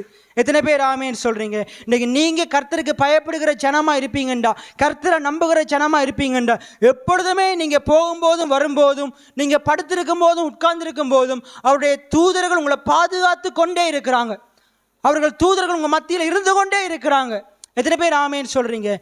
அது கண்களுக்கு அப்பாற்பட்டது, உங்களோட கண்களால் பார்க்க முடியாது. விசுவாசம் என்றாலே என்ன? நம்பப்படுகிறவைகளின் உறுதியும் காணப்படாதவைகளின் நிச்சயமா இருக்குது. நான் கண்டாதான் நம்புவேண்டா, அது விசுவாசமே இல்லை. காணாதிருந்தும் விசுவாசிக்கிறவர்கள் பாக்கியவான்கள். எத்தனை பேர் ஆமேன்னு சொல்றீங்க? ஆண்டவர் தோமாவை பார்த்து உயிர்த்தெழுந்த இயேசு சொல்றாரு, நீ கண்டதினால் விசுவாசித்தாய், காணாதிருந்தும் விசுவாசிக்கிற ஜனம் பாக்கியம் உள்ளது. எத்தனை பேர் ஆமேன்னு சொல்கிறீங்க? இன்றைக்கு நீங்களும் நானும் பாக்கியமுள்ள ஜனங்களாக இருக்கிறோம். அப்போ அப்படிப்பட்ட பரிசுத்தவான்களே ஆண்டவரால் ஆசீர்வதிக்க கூடுமெண்டா உங்களையும் என்னையும் எவ்வளவு உயரங்களுக்குள் ஆண்டவர் கொண்டு போவார். ஆனால் ஏன் இதெல்லாம் நடக்கிறது இல்லை? இப்போ நீங்கள் ஒருவேளை நினைக்கலாம், நீங்கள் பேசும்போது நல்லா தான் இருக்குது, நீங்கள் பேசுகிறத கேட்குறதுக்கு இனிமையாக தான் இருக்குது, ஆனால் எனக்கு ஏன் நடக்குது இல்லை? எனக்கு ஏன் நடக்குது? என்னுடைய வாழ்க்கை ஏன் தரித்திரத்திலே இருக்குது? என்னுடைய வாழ்க்கை இப்படிப்பட்டதாக இருக்குது? இப்படிப்பட்டதாக இருக்குன்றா நம்ம கர்த்தரை நம்புகிறத காட்டிலும் நாங்கள் மனுஷனை நம்பிக்கொண்டிருக்கிறோம். சில பேர் கர்த்தரை நம்புகிறத காட்டிலும் தங்களுடைய தொழிலை நம்புகிறாங்க. சில பேர் கர்த்தரை நம்புகிறத காட்டிலும் தங்களுடைய பணத்தை நம்புகிறாங்க, தங்களுடைய பலனை நம்புகிறாங்க. நான் என்று வாழ்ந்து கொண்டிருக்கிறாங்க. எப்போ நான் என்று வாழ்கிறத விட்டுட்டு அவருடைய நாமம், அவருடைய நாமத்தின் மகிமைக்காக என்று சொல்கிறீங்களோ, அப்போ தேவன் உங்களோட மத்தியில் பெரிய காரியங்களை செய்வார். எத்தனை பேர் ஆமேன்னு சொல்கிறீங்க? கர்த்தரை நம்பி வாழ கற்றுக்கொள்ளுங்க. அது பெரிய பெரிய தேவையாக இருக்கலாம், சின்ன தேவையாக இருக்கலாம். ஏனென்ற ஐஸ்வர்யத்தை கொடுக்கிறவர் கர்த்தராக இருக்கிறார். கர்த்தருடைய ஆசீர்வாதம் தான் ஐஸ்வர்யத்தை தரும். இன்னொரு வேதத்தில் இன்னொரு வசனம் சொல்லப்படுது, ஈசாக்கு வர வர விருத்தியடைந்து மகா பெரியவன் ஆனான். அதுக்கு அடுத்த வசனம் சொல்லுது, ஈசாக்கு வர வர ஐஸ்வர்யவான் ஆகி அந்த தேசத்திலே மகா பெரியவனானான் என்று வேதம் சொல்லுது. அப்போ உங்களுடைய வாழ்க்கையிலையும் கர்த்தர் அதிசயங்களை செய்ய, அற்புதங்களை செய்ய, உங்களை உயர்த்த அவர் வல்லமையுள்ளவராக இருக்கிறாரு, அவர் ஆயத்தமாகவும் இருக்கிறாரு. அப்போ நான் என்ன சொல்கிறேன்டா, இன்னொரு வசனத்தை பாருங்கள். 2 கொரிந்தியர் 6வது அதிகாரம் 10வது வசனம். 2 கொரிந்தியர் 6வது அதிகாரம் 10வது வசனம் வாசிங்க. ம் ம் ரைட். அதே பவுல் தான் சொல்றாரு, நாங்கள் தரித்திரம் என்று எண்ணப்பட்டாலும். நிறைய பேர் நினைக்கிறாங்களாம் பவுல் தரித்திரம் உள்ளவர், பவுல் ஒரு ஏழை, பவுல்கிட்ட ஒன்றுமே இல்லை. நான் தரித்திரன்னு அவர் சொல்லலை. தரித்திரர் என எண்ணப்பட்டாலும் அநேகரை ஐஸ்வர்யவான்கள் ஆக்கும்படி. தொடர்ந்து வாசிச்சு முடிங்க. அநேகரை ஐஸ்வர்யவான்கள் ஆக்குகிறவர்களாகவும் ஒன்றும் இல்லாதவர்கள் எண்ணப்பட்டாலும் சகலத்தை உடையவர்களாக இருக்கவும் எங்களை விளங்க அவர் பவுல் சொல்றாரு, நான்லாம் தரித்திரமா இருக்கிறேன்னு சொல்லலை. நிறைய பேர் நினைக்கிறாங்க நான் தரித்திரமா இருக்கிறேன், நிறைய பேர் நினைக்கிறாங்க என்னோட ஒன்றுமே இல்லைன்னு. எண்ணப்பட்டாலும் என்று சொல்றாரு.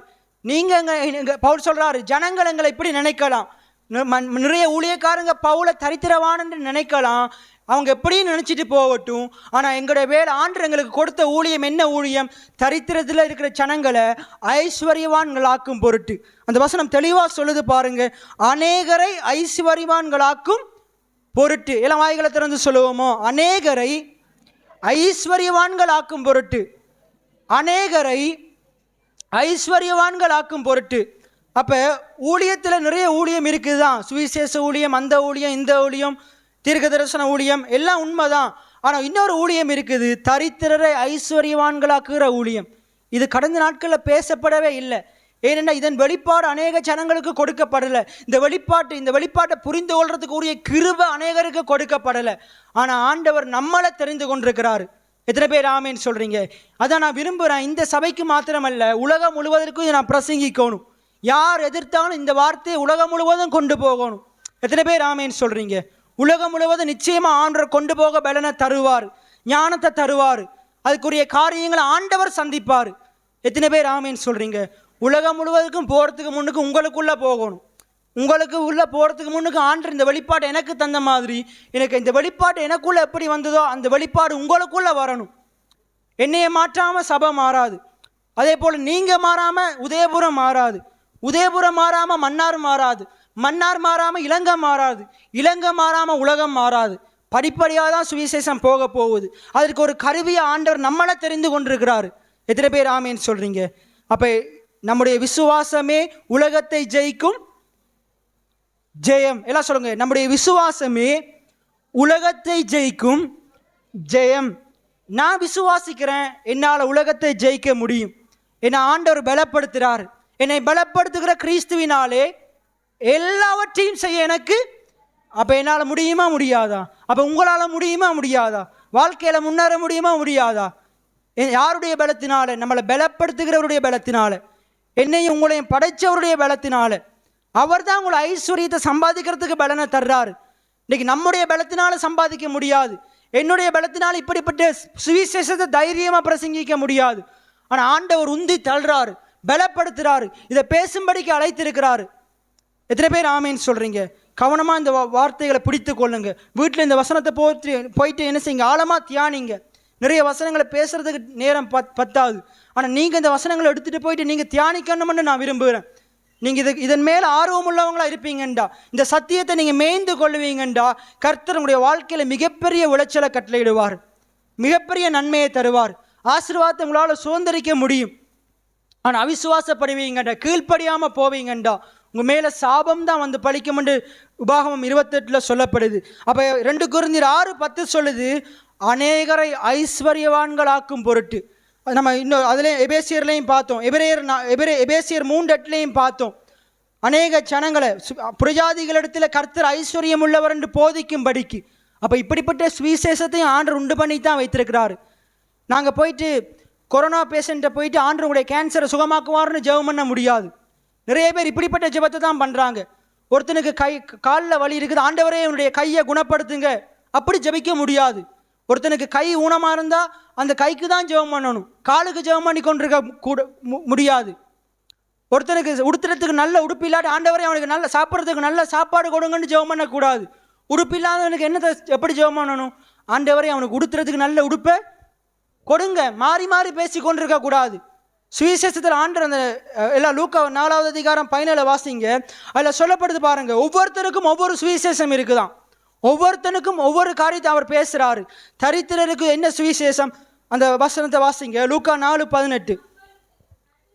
கர்த்தருடைய ஆவியானவர் என்மேல் இருக்கிறார். தரித்திரருக்கு ஒரு சுவிசேஷம் இருக்குது. என்ன சுவிசேஷம்? தரித்திரருக்கு ஆண்டவர் உன்னை குணமாக்குவார். இல்லை, ஆண்டவர் குணமாக்குவார்ன்றது வியாதியஸ்தருக்குரிய சுவிசேஷம். எத்தனை பேர் ஆமேன்னு சொல்றீங்க? இப்போ தரித்திரருக்கு ஆண்டவர் உன்னை ஜெயிலிருந்து வெளியே கொண்டு வருவார், அது சுவிசேஷம் அல்ல, அது சிறைப்பட்டவர்களுக்கு. தொடர்ந்து வாசிங்க, என்னை அபிஷேகம் பண்ணினார், இருதயம் நறுங்குண்டவருக்கு ஆண்டவர் உன்னை ஐஸ்வர்யவானாக்கும், அது சுவிசேஷம் அல்ல, ஆண்டவர் உன்னுடைய இருதயத்தின் காயற்ற ஆற்றுவார். எத்தனை பேர் ஆமேன்னு சொல்றீங்க? இருதய நறுங்குண்டவனுக்குரிய சுவிசேஷம் என்னது? ஆண்டவருடைய இருதயத்தின் காயத்தை ஆற்றுவார். அதுக்கடுத்து வாசிங்க, சிறைப்பட்டவர்களுக்கு பலவிதமான அடிமைத்தனங்கள், போதைவஸ்த அடிமைத்தனம், தவறான தொழிலுக்கு அடிமையாக இருக்கிறவனுக்கு, ஃபோனுக்கு அடிமையாக இருக்கிறவனுக்கு என்ன சுவிசேஷம்? என்ன சுவிசேஷம்? அந்த அடிமைத்தனத்திலிருந்து ஆண்டவர் உன்னை விடுதலையாக்குவார். எத்தனை பேர் ஆமேன்னு சொல்றீங்க? தொடர்ந்து அடுத்து வாசிங்க, குருடருக்கு போயிட்டு ஆண்டவருடைய காதுகளை திறப்பார், அது சுவிசேஷம் அல்ல, ஆண்டவர் உன்னுடைய கண்களை திறப்பார். எத்தனை பேர் ஆமேன்னு சொல்றீங்க? உன்னுடைய கட்டப்பட்ட கண்கள் திறக்கப்படும்.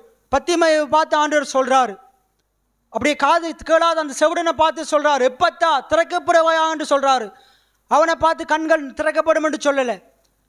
அவனை பார்த்து நீ சேர்த்த உமிழ்ந்து துப்பி ஆண்டவர் துப்பி இதை எடுத்து பூசன்னு சொல்லலை. விளங்குதா? சரியாக அறிந்து கொள்ளணும் யாருக்கு என்ன சுவிசேஷம் உண்டு. அப்போ அங்கே சொல்லப்படுது, குருடருக்கு பார்வை அடைவாயாக, அதுதான் சுவிசேஷம்.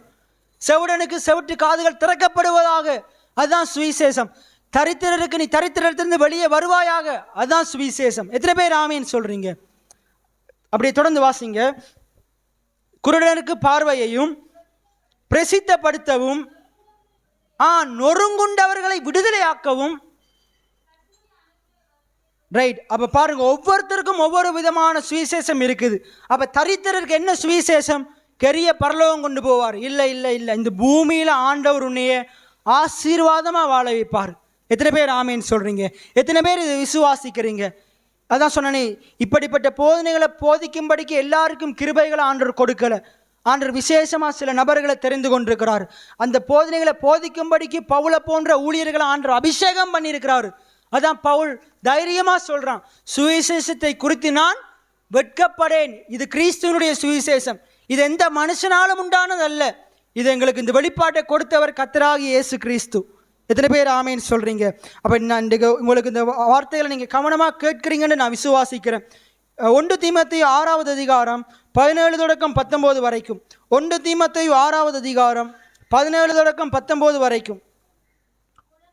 இவ்வுலகத்தில் ஐஸ்வர்யம் உள்ளவர்கள், பெருமையின் சிந்தனை இருக்கக்கூடாது. இந்த உலகத்தில் உனக்கு ஐஸ்வர்யம் இருக்குமா இருந்தா, பணம் நிறைய இருக்குமா இருந்தா, ஆஸ்தி நிறைய இருக்குமா இருந்தா, உனக்கு இருமாப்பு இருக்கக்கூடாது, பெருமை இருக்கக்கூடாது, தலக்கணம் இருக்கக்கூடாது. தொடர்ந்து வாசிங்க.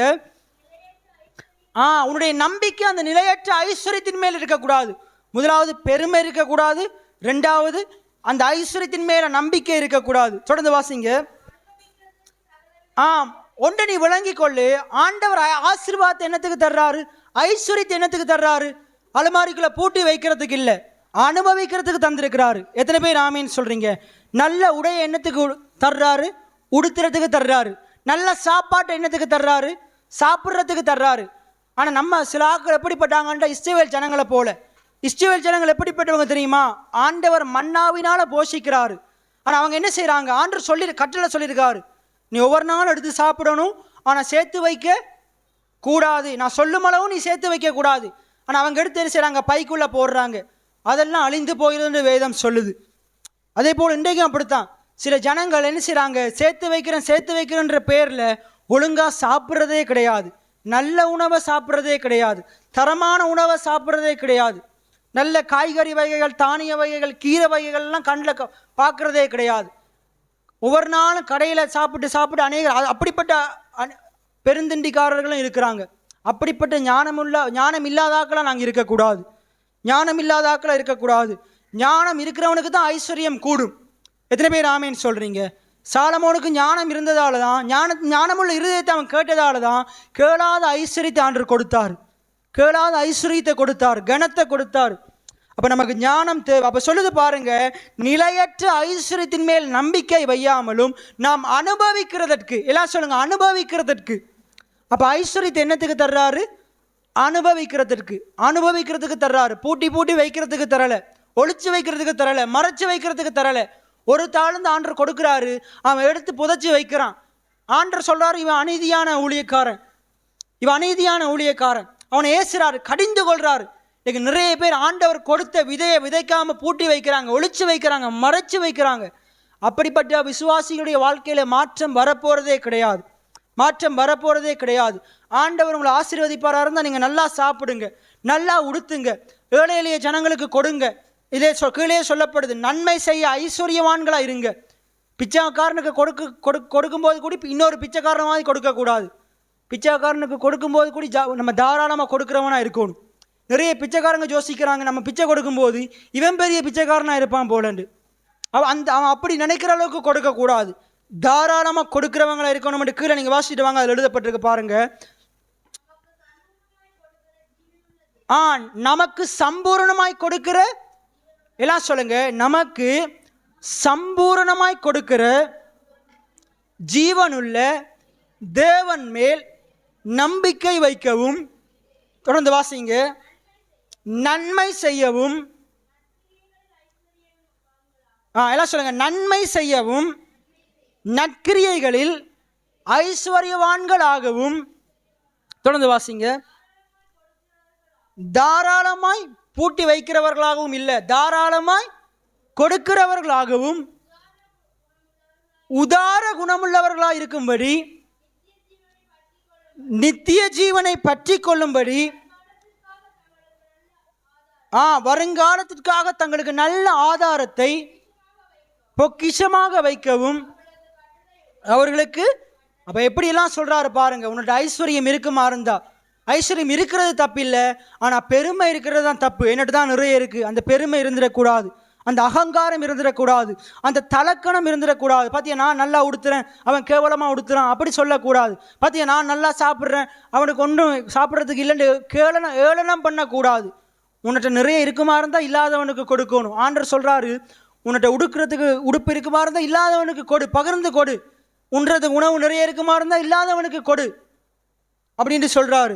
அப்போ ஆண்டவர் ஏன் நம்மளை அளவுக்கு அதிகமான விதத்தில் ஆசீர்வதிக்க நினைக்கிறாரு? இன்றைக்கு ஏன் தெரியுமா இப்படிப்பட்ட சுவிசேஷத்தை உங்களுக்கு பிரசங்கம் பண்ணுறாரு? நீங்கள் தாழ்மையிலிருந்து மேலே வந்து நிறைய தாழ்மையில் இருக்கிறவனுக்கு கொடுக்குறவங்களா இருக்கணும்.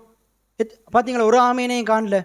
உங்களுக்கு நிறைய வருமெண்டா ஆமீன் வந்துடுது, ஆனால் மற்றவனுக்கு கொடுக்கணுமெண்டா நமக்கு இருதயம் பிடிச்சிடும், ஐயோ ஹார்ட் அட்டாக் வந்துடுது. எதுக்கு ஆண்டவர் நம்மளை ஆசீர்வதிக்கிறாரு? இல்லாதவனுக்கு கொடுக்கணும். கொடுக்கறதுல எந்த அளவுக்கு வளரணும்னு தெரியுமா? அமெரிக்காவில் ஒரு போதகர் இருக்கிறாரு, கெனட் கோபுலன் என்று. அவர் மிகவும் வறுமையான ஒரு குடும்பத்தில் பிறந்தவர், மிகவும் வறுமையான குடும்பத்தில் அவர் பிறந்தவர். கெனட் கேகின் என்ற ஒரு பாஸ்டர் இருக்கிறாரு. அவர் தான் இந்த விசுவாச போதனைகளை உலகமெங்கும் பிரசங்கம் பண்ணால், முதல் பிரசங்கம் பண்ணால் இந்த புதிய ஏற்பாட்டு சபைகளில், இந்த காலத்து நவீன சபைகளில். அப்போ ஒரு நாள் அவர் என்ன செய்கிறாராம், பிரசங்கம் பண்ணி கொண்டிருக்கிறாராம். இவர் ஒரு 17 வயது வாலிபன், அவருடைய போதனையை தூரத்திலிருந்து கேட்டுக்கொண்டிருக்கிறார். அவர் ஒரு உலக பிரகாரமான வாலிபன் தான், எல்லா பாவமும் செஞ்சு அக்கிரமும் செஞ்சு கொண்டிருந்தார். அப்போ அவர் தூரத்திலிருந்து அந்த போதனையை கேட்டுக்கொண்டிருக்கிறார். அன்றைக்கு பார்த்தீங்கன்னா அவர் வீட்டில் சரியான வறுமை, கஷ்டம். அப்போ இவர் என்ன செஞ்சார், எல்லா ஜனங்களும் போயிட்டு என்ன செய்கிறாங்க, அவருடைய போதனையை கேட்டு காணிக்கையை போடுறாங்க. ஆனால் இவருக்கு காணிக்கை போடுறதுக்கு ஒன்றுமே இல்லை, அப்போ அவர் என்ன செஞ்சாராம், அவர் போட்டிருந்த கோட் ஷூட்டில் இருக்கிற அந்த ரெண்டு பட்டூனையும் கலட்டி கொண்டு வந்து காணிக்கை பட்டிகளை போட்டாராம். ஆண்டவரே என்னட்டு இதுதான் இருக்குது, கொடுக்கறதுக்கு வேறு ஒன்றுமே இல்லை அப்படின்னு என்ன செஞ்சாராம், அதை எடுத்து போட்டாராம். இன்றைக்கு அந்த ஊழியக்காரன், அவருக்கு வயது 88 வயது, கெனட் கோபுலன், அவருக்கு வயது 88 வயது. கனடா தேசத்தில் இருக்கிறார். கனடா தேசத்தில் 20,000-30,000 பேருக்கு மேலே அவருடைய ஆலயத்தில் கூடுறாங்க. இன்றைக்கி கிட்டத்தட்ட 27 ஏரோப்ளைனில், ஹெலிகாப்டரில் ஏரோப்ளைன் நம்ம வானத்தில் பார்க்குறோம். ஏரோப்ளைனை உலகமெங்கும் இருக்கிற நிறைய சபைகளில் இருக்கிற பாஸ்டராக்களுக்கு அவர் வாங்கி கொடுத்துருக்கிறார். எத்தனை பேர் ஆமேன்னு சொல்கிறீங்க? ஒரு நாள் காணிக்க போடுறதுக்கு ஒன்றுமே இல்லாமல் பட்டூனை கழட்டி போட்டவர் இன்றைக்கு 27 ஏரோப்ளைனை, ஒரு ஏரோப்ளைன்ற விலை கிட்டத்தட்ட 250 கோடி ரூபா, 250 மில்லியன் கோடி. நம்ம 1 கோடியே பார்த்ததில்லை. இன்றைக்கு அந்த ஊழியக்காரன் ஆண்டவர் எவ்வளவு ஆசீர்வதிச்சிருக்காரு பார்த்தீங்களா? அப்போ உங்களை ஆசீர்வதிக்க மாட்டாரா? விதைக்காத, ஆண்டவர் சொல்கிறாரு, விதைக்காத ஆகாயத்து பறவைகளே நான் போஷிப்பேன்டா, விதைக்கிற உன்னையே நான் போஷிக்க மாட்டேனா? எத்தனை பேர் ஆமேன்னு சொல்கிறீங்க? அப்போ பைபிள் சொல்லுது, சிறுக விதைக்கிறவன் சிறுக அறுப்பான், பெருக விதைக்கிறவன் பெருக அறுப்பான். விதைக்காதவன் அறுக்க போகிறதே கிடையாது. ஆகாய் புஸ்தகத்தை எடுத்துக்கொள்ளுவோம். ஆகாய் புஸ்தகம் 1 அதிகாரம், சில காரியங்களை நாங்கள் தெளிவாக பார்க்க போகிறோம். ஆகாய் புஸ்தகம் 1 அதிகாரம், அதில் பாருங்க இருக்குது, என்னுடைய ஆலயம் பாழாய் கிடக்கும்போது, அந்த வசனத்தை வாசிங்க. இந்த வீடு பாழாய் கிடக்கும்போது நீங்கள் மச்சு பாவப்பட்ட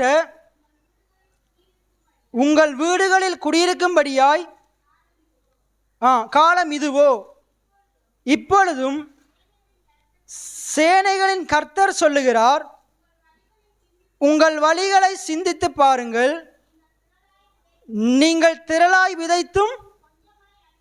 இன்றைக்கு ஆண்டவர் நிறைய பேருக்கு சொல்கிறார். ஒருவேளை இன்றைக்கு சபையில் இருக்கிற நிறைய ஜனங்கள் இப்படிப்பட்ட, இன்றைக்கு நிறைய ஜனங்கள் ஏழ்மையாக இருக்கிறதுக்கு காரணம், வறுமையில் இருக்கிறதுக்கு காரணம், வாங்குகிற நிலைமையில் இருக்கிறதுக்கு காரணம். இன்றைக்கு உங்களுக்கு தான் பேசுகிறேன், மிகவும் கவனமாக அவதானிங்க. என்ன காரணம் என்றால் இதில் சொல்லப்படுது பாருங்க, தேவனுடைய வீடு, தேவனுடைய ஆலயம் பாழாய் கிடக்கும்போது நீங்கள் மச்சு பாவப்பட்ட உங்களுடைய வீடுகளில் குடியிருக்கும்படியாக காலம் இதுவோ, இப்பொழுது சேனைகளின் கர்த்தர் சொல்லுகிறார், உங்கள் வழிகளை சிந்தித்து பாருங்கள். நீங்களும் நினைச்சு பாருங்க, நீங்க சிந்தித்து பாருங்க. என்னத்தை சிந்தித்து பார்க்க சொல்றாரு? நீங்கள் திரளாய் விதைத்தும் கொஞ்சமாய் அறுத்து கொண்டு வருகிறீர்கள். இப்படிப்பட்ட சூழ்நிலையில யாராச்சும் இருக்கிறீங்களா? சற்று யோசித்து பாருங்க. நீங்க ஒவ்வொரு நாளும் வேலைக்கு போயும் அவ்வளவு வருமானம் காணல. நீங்க ஒவ்வொரு நாளும் வேலை இல்லாத நிலைமைகள் உங்களுக்குள்ள இருக்குதா? உங்களுடைய வேலைகளில் நீங்க எவ்வளவு பிரயாசப்பட்டு வருமானம் கொஞ்சமா இருக்குதா? வருமானம் கொஞ்சமா இருக்குதா? அதுக்கு அடுத்தது சொல்லுது படுத்து பாருங்க. நீங்கள் திரளாய் விதைத்தும் கொஞ்சமாய் அறுத்து கொண்டு வருகிறீர்கள். ரெண்டாவது காரியம், நீங்க புசித்தும் திருப்தியாகவில்லை. நீங்க நிறைய பேர் திருப்தியா சாப்பிட்ற அளவுக்கு வீட்டில் சாப்பாடு இல்லை. யாராவது வீட்டில், இங்கே இருக்கிற யாரையாவது வீட்டில் அப்படி குறைவு இருக்கா? சற்று யோசித்து பாருங்க. சாப்பிட்றதுக்கு குறைவு இருக்குதா? சாப்பாடு இல்லாமல் இருக்கிறீங்களா? நான் போன கிழமை நினச்சி பார்த்தேன், இந்த வசனத்தை வாசிக்கும் போது நினச்சி பார்த்தேன். கிட்டத்தட்ட கொரோனா 2019க்கு முன்னுக்கு அநேக நேரங்களில் வீட்டில் அது அப்போ இங்கே சொன்னதில்லை, நான் நினச்சி பார்த்து நிறைய நேரங்களில் மதியத்தில் சொதியோடு சாப்பிட்ட நாட்கள் உண்டு, சரி ஆகாரம் சாப்பிடாத நாட்கள் உண்டு, ரொட்டியையும் புட்டையும் சாப்பிட்ட நாட்கள் உண்டு. நினச்சி பார்த்தேன். ஆனால் கர்த்தர் இன்றைக்கு எங்களை அப்படிப்பட்டவங்கள வைத்தில்லை. இன்றைக்கு கர்த்தர் அபரீத விதமான முறையில் எங்களை போஷிக்கிறார், எங்களை உடுத்துவிக்கிறார். எத்தனை பேர் ஆமீன்னு சொல்கிறீங்க? அப்படி ஆண்டவங்களை வாழ வைக்கிறார். ஆண்டவர் திருப்தியாக்கி நடத்துகிறவராக இருக்கிறார், தேவைகளை சந்திக்கிறவராக இருக்கிறார், மீதம் எடுக்க வைக்கிறவராக இருக்கிறார். அப்போ இதில் பாருங்க, முதலாவது சாபம் என்னது பாருங்க, திரளாய் விதைத்தும் கொஞ்சமாய் அறுக்கிறது ஒரு சாபம். அப்படிப்பட்ட வாழ்க்கை உங்களுடைய வாழ்க்கையில் இருக்குமா இருந்தா, இப்படிப்பட்ட சூழ்நிலை உங்களுடைய வாழ்க்கையில் இருக்குமா இருந்தா, நீங்க போகிற பாதை மிகவும் தவறா இருக்குது. சற்று சிந்தித்து பாருங்க, சற்று ஆராய்ந்து பாருங்க. ரெண்டாவது காரியம் சொல்லப்படுது, நீங்கள் புசித்தும் திருப்தியாகவில்லை. இன்னைக்கு எத்தனை பேர் 3 வேளையும் சாப்பிட்றீங்க? எத்தனை பேர் திருப்தியா சாப்பிட்றீங்க? மிகுதி எடுக்கத்தக்கதாக எத்தனை பேர் சாப்பிட்றீங்க? எத்தனை பேர் சாப்பாடு நினைச்சு கவலைப்பட்டு கொண்டிருக்கிறீங்க? நாளைக்கு உண்றதுக்கு உணவு இருக்குமா? பைபிள் சொல்லுது, நீ உண்ணவும் முடுக்கவும் எதை குறிச்சும் கவலைப்படாத. ஆகாயத்து பறவைகளை போஷிக்கிற நான், இந்த காட்டு புஷ்பங்களை உடுத்து வைக்கிற நான், சாலமோடு உடுத்து வைத்த நான் உன்னையே உடுத்து வைக்க மாட்டேனா? நீ காட்டு புஷ்பங்களை காட்டிலும் நீ விசேஷமானவன். எத்தனை பேர் ஆமேன்னு சொல்றீங்க?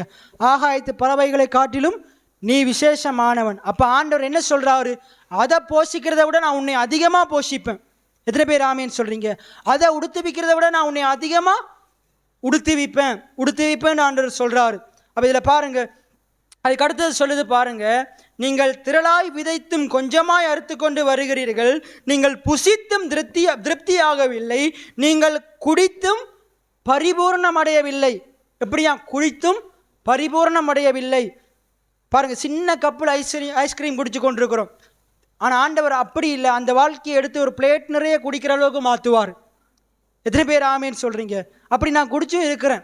சின்ன வயசுலலாம் இன்னும் கொஞ்சம் சின்னாக்களுக்கு எப்பயும் ஐஸ்கிரீம் விருப்பம். நீங்கள் சட்டி உங்களோட பிள்ளைகளை யோசிச்சு பாருங்கள். இப்போ வீட்டில் நீங்கள் ஒரு டின் ஐஸ்கிரீம் வாங்கிட்டு வர்றீங்க, அவங்களும் டக்குன்னு சாப்பிட்டு உங்களுடையதையும் கேட்பாங்க, இன்னும் இருக்கான்னு சுரண்டி பார்ப்பாங்க, ஃப்ரிட்ஜை நோண்டி பார்ப்பாங்க. ஆனால் பார்க்க நிறைவாக என்ன செய்யாது, இருக்காது. நம்ம அப்படி சாப்பிடக்கூடாது. எப்படி சாப்பிடணும்னா திருப்தியாக சாப்பிடணும். திருப்தியாக. சில பேருக்கு ஆச்சரியமாக இருக்குது, ஐயோ இவ்வளோ வாங்குறது, அவ்வளோ காசு கொடுக்கணுமே, எவ்வளோ காசு இருந்தாலும் அதை காசை கொடுத்து வாங்கி திருப்தியாக சாப்பிட்ற அளவுக்கு ஆண்டவர் நம்மளை மாற்றும்படிக்கு விரும்புகிறார். எத்தனை பேர் இதெல்லாம் நிறைய பேர் விசுவாசிக்க மாட்டீங்க. அப்போ நீங்கள் கொஞ்சமாக தான் குடிச்சு கொண்டிருப்பீங்க. ஆனால் எப்போ நீங்கள் ஆண்டவர் இப்படிப்பட்ட விதத்தில் என்னை திருப்தியாக்குவார்ன்ற ஆண்டவர் மேலே முழு நிச்சயமாக நம்பிக்கையை வைக்கிறீங்களோ, தேவன் அப்படியே உங்களை ஆசீர்வதிப்பார். எத்தனை பேர் ஆமேன்னு சொல்கிறீங்க? ரைட். அப்போ இதில் சொல்லப்படுது பாருங்க, நீங்கள் குடித்தும் பரிபூரணம் அடையவில்லை. அதுக்கு அடுத்த வசனத்தை வாசிங்க. நீங்கள் வஸ்திரம் உடுத்தியும் ஒருவனுக்கும், நிறைய பேருக்கு பாருங்க வஸ்திரம், நல்ல வஸ்திரம் உடுத்துறதுக்கு நல்ல வஸ்திரம் இல்லை, நல்ல வஸ்திரம் இல்லை. ஒவ்வொரு கிறிஸ்மஸ் நாட்கள்லையும் நிறைய பேர் நல்ல உடுப்பு உடுத்தும் போது அதை பார்க்கும்போது நிறைய பேருக்கு கவலை, ஐயோ எல்லாரும் நல்லா உடுத்துறாங்களே, என்னுடைய பிள்ளையும் நானும் நல்லா உடுத்தலாம் இருக்குது, குடும்பத்தில் வறுமை இருக்குது, கவலையாக நிறைய பேர் கவலையோடு இருக்கிறாங்க. நிறைய பேர் அதன் காரணமாகவே ஆலயத்துக்கு வருவது கிடையாது. ஏன்னா எல்லாம் நல்ல உடுப்பு போடுறாங்க, எங்களுக்கு நல்ல உடுப்பு இல்லை. இன்றைக்கு இந்த வார்த்தையை நீங்கள் விசுவாசிப்பீங்கண்டா, இனி எப்படிப்பட்ட நாள் வந்தாலும் ஆண்டவர் உங்களை நல்லா உடுத்துவிப்பார், நல்லா உடுத்துவிப்பார். நீங்கள் விரும்புகிற உடுப்பை வாங்குற அளவுக்கு ஆண்டவர் பணத்தை தருவார். இனி நீங்கள் கடைக்கு போயிட்டு அதில் விலையை பார்த்து உடுப்பை வாங்க மாட்டீங்க. நல்ல உடுப்பை பார்த்து எவ்வளோ விலண்டாலும் கொடுத்து வாங்குற அளவுக்கு ஆண்டவர் மாற்றுவார். அந்த நாட்கள் இன்றோடு நிறுத்தப்படுது. அதை நீங்கள் விசுவாசிக்கணும். அந்த ஏழ்மையான சிந்தனை, இந்த தரித்திர புத்தி, அந்த இப்படிப்பட்ட நிலைமைகள் இன்றோடு நிறுத்தப்படுகிறது. இது எனக்கு பிரியமே இல்லை, நான் விரும்பினேன், நான் இப்படிப்பட்ட வாழ்க்கையை வாழ்கிறது எனக்கு விருப்பம் இல்லை ஆண்டவரை நான் ஆண்டவர்கிட்ட பார்த்து சொன்னேன். நான் நல்லா உடுத்தணும்னு சொல்லிக்கொண்டே இருக்கிறேன். நான் இன்னும் நல்லா உடுத்தணும், இப்போயும் நான் சொல்லிக்கொண்டே இருக்கிறேன். நான் எதிர்காலத்தில் நல்லா உடுத்தணும், சபைக்கு வருகிற ஜனங்கள் நல்லா உடுத்தணும். அது ஆண்டுடைய சித்தமாக இருக்குது. எத்தனை பேர் ஆமேன்னு சொல்கிறீங்க? குறைவில் இருக்கிறது ஆண்டுடைய சித்தமே கிடையாது. இது நிறைய பேர் இதை போதிக்கவே இல்லை. ஞானமாக கேட்டுக்கொள்ளுங்க, தொடர்ந்து அந்த சத்தியங்களை கேளுங்க. தேவன் முதலாவது உங்களுடைய இருதயத்துக்குள்ள மாற்றம் வருமா இருந்தால் நீ வெளிப்பிரகாரமான வாழ்க்கையில் அது சீக்கிரம் மாற்றம் வரும். இருதயத்தில் மாற்றம் வர்றது தான் கஷ்டம். இன்னும் நிறைய பேருக்குள்ள இருதயத்தில் மாற்றம் வரவே இல்லை. நிறைய பேருக்குள்ள இருதயத்துக்குள்ள சந்தேகம் இருக்குது. அது என்ன, இப்படி திருப்தியாக சாப்பிட இயலுமா, திருப்தியாக உடுத்த இயலுமா? அதெல்லாம் நடக்கிற காரியமா? நடக்கிற காரியத்தை பிரசங்கம் பண்ணுங்க. நடக்கிற காரியத்தை பிரசங்கம் பண்ணுறதுக்கு இங்கே ஆண்டவர் நீ அழைக்கலை. இல்லாதவைகளை இருக்கும்படி அழைக்கிற தேவன், இல்லாதவைகளை தேவன் செய்ய வல்லவராக இருக்கிறார் என்று சொல்கிறதுக்கு தான் ஊழியக்காரன் அனுப்பியிருக்கிறார். எத்தனை பேர் ஆமேன்னு சொல்கிறீங்க? நடக்கிற காரியம் இல்லை, நடக்காத காரியங்களையும் தேவன் நடத்தி காண்பிப்பார். எத்தனை பேர் ஆமேன்னு சொல்கிறீங்க? மாறாவின் நீரை மரத்தை போட்டால் இனிப்பாகும்னு யாரும் நம்பியிருக்க மாட்டாங்க. அந்த மதுரம் எடுக்கப்படும், அந்த மாறாவின் நீரில் இருக்கிற கசப்பு எடுக்கப்படும் என்று யாரும் நம்பியிருக்க மாட்டாங்க. இதெல்லாம் நடக்க சாத்தியமா? மரத்தை வெட்டி போட்டால் தண்ணி சாதாரணமாக மாறிடும் என்று அது சாத்தியமா? நடக்கவே வாய்ப்பில்லாத காரியம்.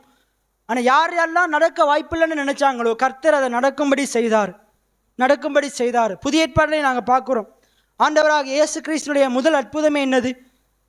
திராட்சரசத்தை, தண்ணீரை திராட்சரசமாக மாற்றினார்.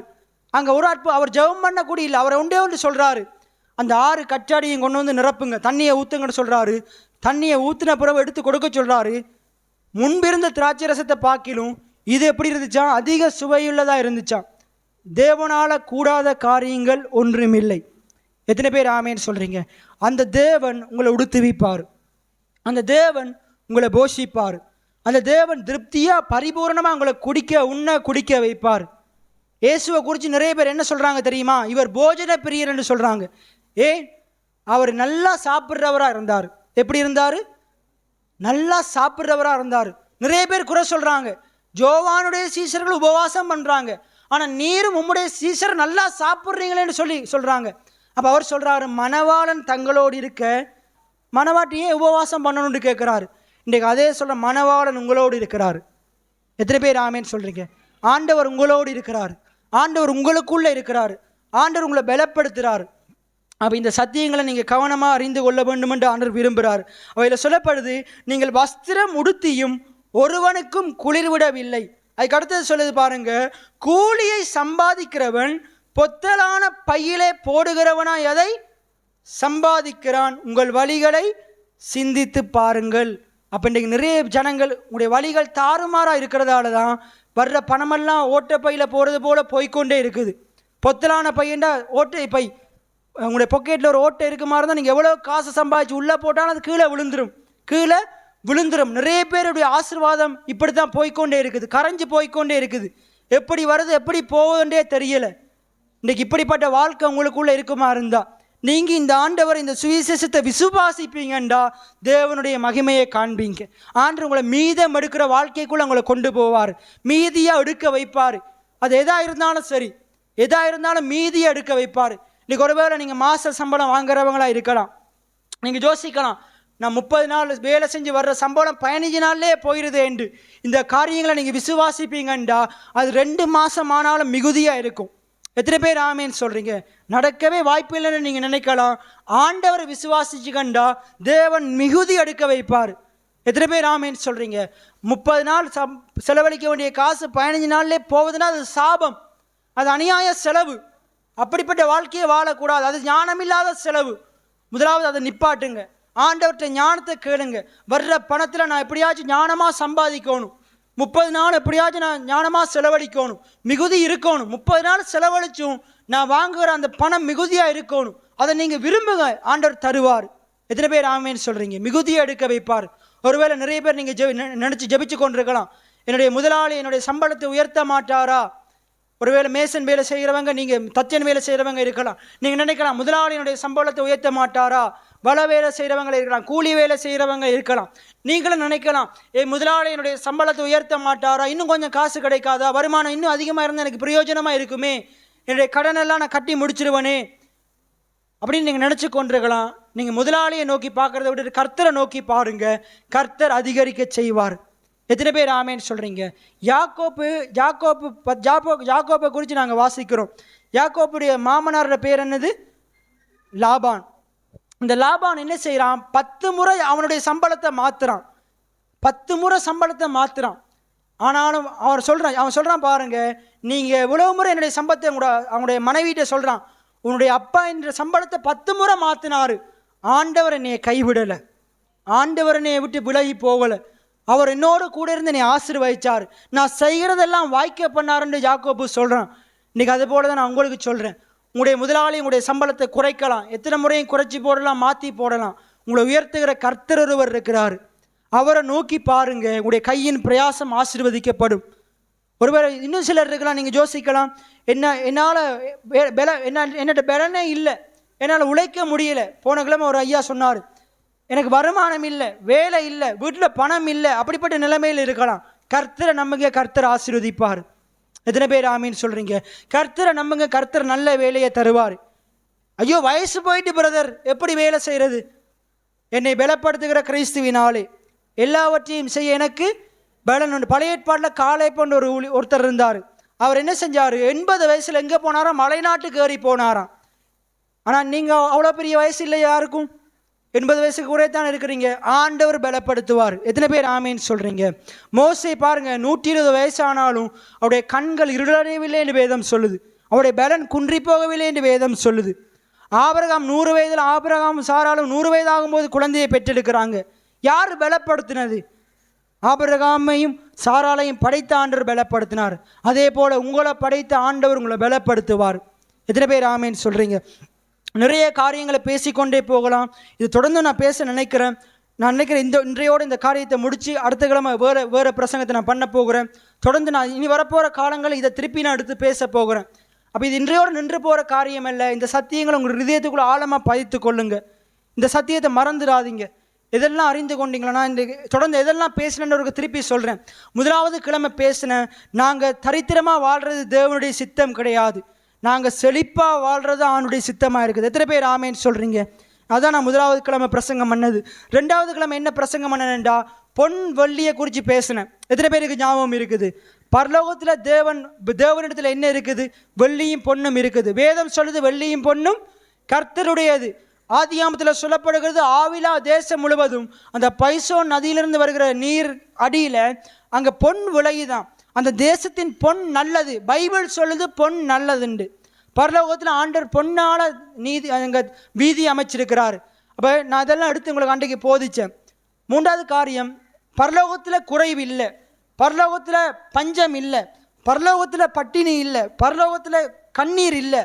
அப்போ பரலோகத்தில் தேவன் ஒரு காரியத்தை நமக்கு தருவாராக இருந்தால் அது நன்மையாகத்தான் இருக்கும். எத்தனை பேர் ஆமேன்னு சொல்கிறீங்க?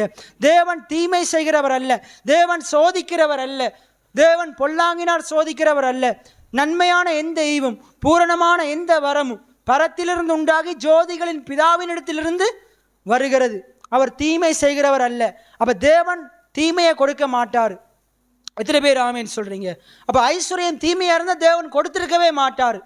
ஆபிரகாமுக்கு கொடுத்துருக்க மாட்டார், ஈசாக்குக்கு கொடுத்துருக்க மாட்டார், யாக்கோபுக்கு ஐஸ்வர்யத்தை கொடுத்துருக்க மாட்டார், யோசேப்புக்கு ஐஸ்வர்யத்தை கொடுத்துருக்க மாட்டார், மோசேக்கு கொடுத்துருக்க மாட்டார், தாவீதுக்கு கொடுத்துருக்க மாட்டார், சாலமோனுக்கு கொடுத்துருக்க மாட்டார், சொல்லிகிட்டே போகலாம். இவங்களுக்கெல்லாம் ஐஸ்வர்யத்தை கொடுத்துருக்கவே மாட்டார்.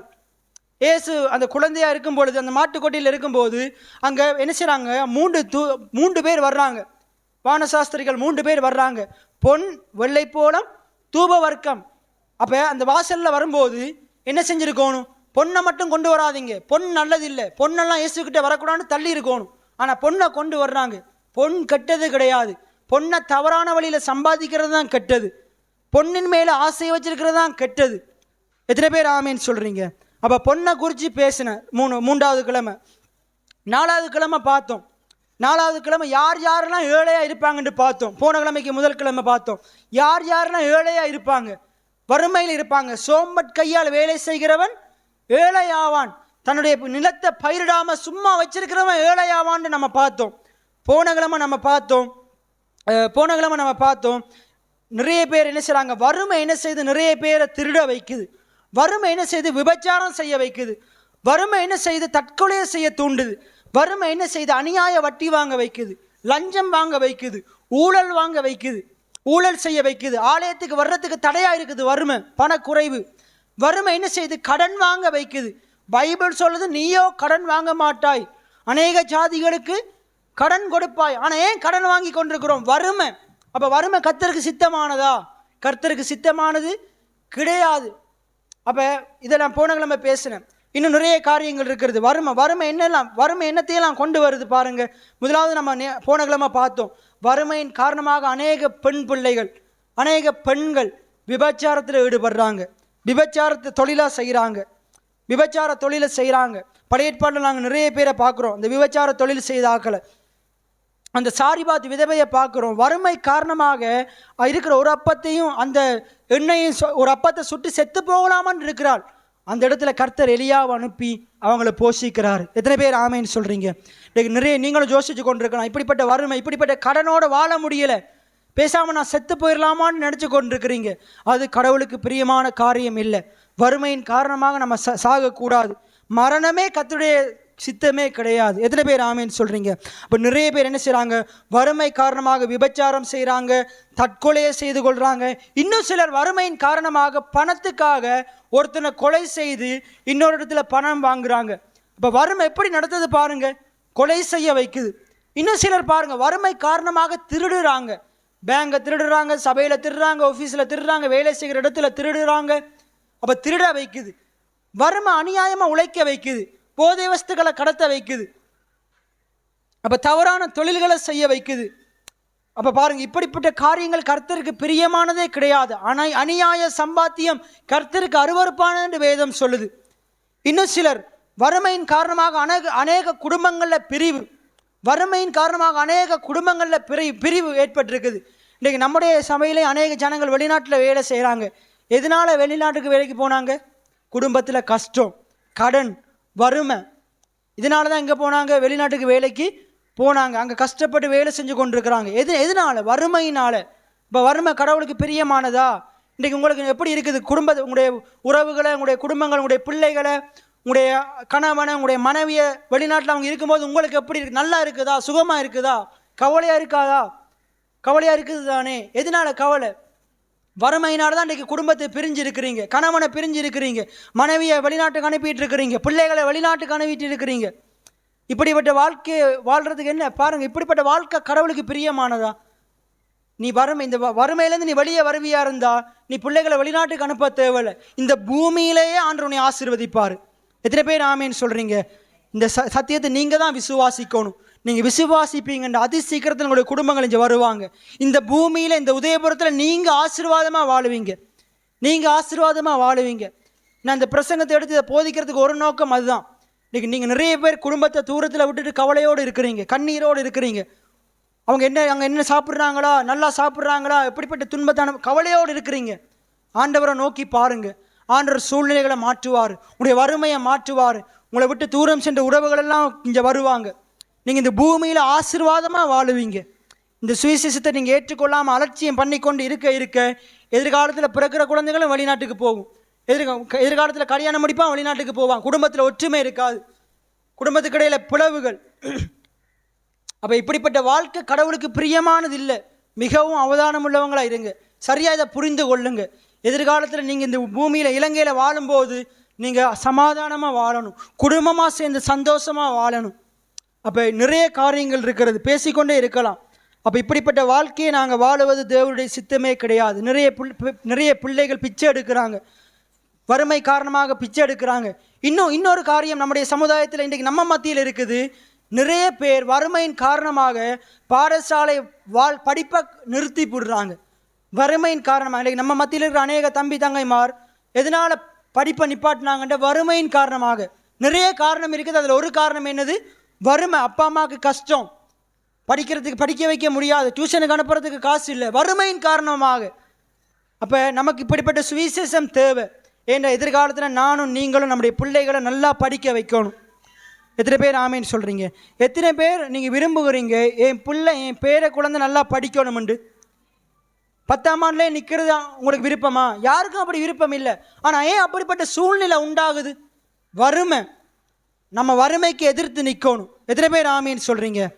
நிறைய பிள்ளைகள் பிச்சை எடுக்கிறாங்க, நிறைய பேர் சாதாரணமான கூலி தொழில்களை போகிறாங்க, குறைவான தொழில் வருமானத்துக்கு தொழில் செய்கிறாங்க. அப்போ இதெல்லாம் கடவுளுக்கு பிரியமே இல்லை. இப்படி நீங்கள் வாழும்படிக்கு ஆண்டவர் விரும்பலை. நீங்கள் எப்படிப்பட்ட வாழ்க்கையை வாழும்படிக்கு விரும்புகிறாருன்றா, பாலும் தேனும் ஓடுகிற நலமும் விசாலமுமான அந்த தேசத்தில் உங்களை கொண்டு போய் சேர்க்கவே ஆண்டவராக இயேசு கிறிஸ்து இறங்கி இருக்கிறார். எத்தனை பேர் ஆமேன்னு சொல்கிறீங்க? இந்த வார்த்தைகளை ஞானமாக கேட்டு புரிந்து கொள்வீங்களா இருந்தால், இதை நீங்கள் உங்களுடைய இருதயத்திலையும் வாயிலையும் வைப்பீங்களா இருந்தால், அதி சீக்கிரத்தில் நீங்கும் இந்த லேசான உபத்திரவம். எத்தனை பேர் ஆமேன்னு சொல்கிறீங்க? அப்போ நீங்கள் விரும்பணும் ஒன்று அறிந்து கொள்ளுங்க, கர்த்தர் நல்லவர், கர்த்தர் நல்லவர். எத்தனை பேர் ஆமேன்னு சொல்கிறீங்க? கர்த்தர் நன்மை செய்கிறவராக இருக்கிறார். கர்த்தர் உங்களுக்கு தரித்திரத்தை கொடுக்கிறவர் அல்ல. கர்த்தர் உங்களுக்கு வறுமையை கொடுக்கிறவர் அல்ல. கர்த்தர் உங்களுக்கு மரணத்தை கொடுக்கிறவர் அல்ல. கர்த்தர் உங்களுக்கு பலவீனத்தை கொடுக்கிறவர் அல்ல. கர்த்தர் உங்களுக்கு வியாதியை கொடுக்கிறவர் அல்ல. இப்படிப்பட்ட பிரச்சனைகள் எல்லாவற்றிலும் இருந்து கர்த்தர் உங்கள் ஒவ்வொருவரையும் விடுவிக்கிறவராக இருக்கிறார். இதுதான் சுவிசேஷம். உங்களை விடுவிக்கிறவராக இருக்கிறார். பண குறைவில் இருக்கிறவங்களை கர்த்தர் நிறைவாக்குவார், கர்த்தர் விடுவிப்பார். கடன் வாங்கி கொண்டிருக்கிறவருடைய சூழ்நிலைகள் நிச்சயமாக மாறும். நீங்கள் தான் சொல்ல ஆரம்பிக்கணும், என்னுடைய சூழ்நிலைகளை கர்த்தர் மாற்றுவார், என்னுடைய சூழ்நிலைகளை கர்த்தர் மாற்றுவார், என்னுடைய கண்ணீரை கர்த்தர் துடைப்பார், என்னுடைய கடன் பிரச்சனைகளை கர்த்தர் மாற்றுவார். அவரால் செய்யக்கூடாத அதிசயமான காரியங்கள் ஒன்றுமே இல்லை. ஒருவேளை உங்களுடைய உறவினர்கள் உங்களுக்கு உதவி செய்யாமல் போகலாம், உங்களுடைய வேலை ஸ்தலங்களில் உங்களுடைய எஜமான உங்களுக்கு உதவி செய்யாமல் போகலாம்.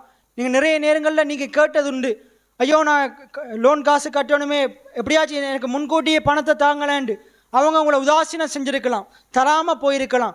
எப்பயாச்சும் யோசிச்சு பாருங்கள், அப்படிப்பட்ட சூழ்நிலைகளில் கர்த்தரை நோக்கி பார்த்ததுண்டா? ஆண்டுடைய பாதத்தில் உட்காந்து ஆண்டவரே என்னுடைய தேவைகளை சந்திங்கப்பான்னு கேட்டதுண்டா? நீங்கள் அவரிடத்துல கேளுங்க, அவர் யாவருக்கும் சம்பூர்ணமாய் கொடுக்கிறவர். அவர் கடிந்து கொள்ளாத நல்ல ஆண்டவராக இருக்கிறார். அவர் நீங்கள் கேட்கிறதையும் கொடுப்பார், நீங்கள் நினைக்கிறதையும் கொடுப்பார், அதை காட்டிலும் மேலான காரியங்களையும் கொடுப்பார். எத்தனை பேர் ஆமேன்னு சொல்கிறீங்க? ஒன்றை விளங்கிக் கொள்ளுங்க, கர்த்தர் நல்லவர். கர்த்தரை தேடுகிறவனுக்கு ஒரு நன்மையும். அப்போ நன்மை குறையப்பட்டிருக்கின்ற என்ன காரணம்? கர்த்தரை ஒழுங்காக தேடுவதே கிடையாது.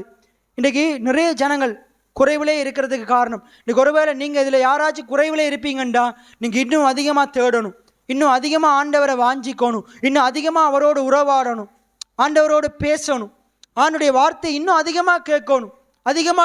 நம்ம பார்த்தோம், அநேகர் விசுவாசம் இல்லாமல் கேட்டபடினால் கேட்ட வசனம் அவர்களுக்கு பிரயோஜனப்படவில்லை. இவ்வளோ நேரம் பிரசங்கம் பண்ணியிருக்கிறேன், 6 வாரம் தரித்திரத்திலிருந்து விடுதலை என்று பிரசங்கம் பண்ணியிருக்கிறேன். இந்த 6 வாரமும் யார் ஞானமாக கேட்டீங்கன்னு தெரியாது, யார் இந்த போதனைகளுக்கு கவனமாக செவி கொடுத்தீங்கன்னு தெரியாது, யார் இதை விசுவாசத்தோடு கேட்டீங்கன்னு தெரியாது.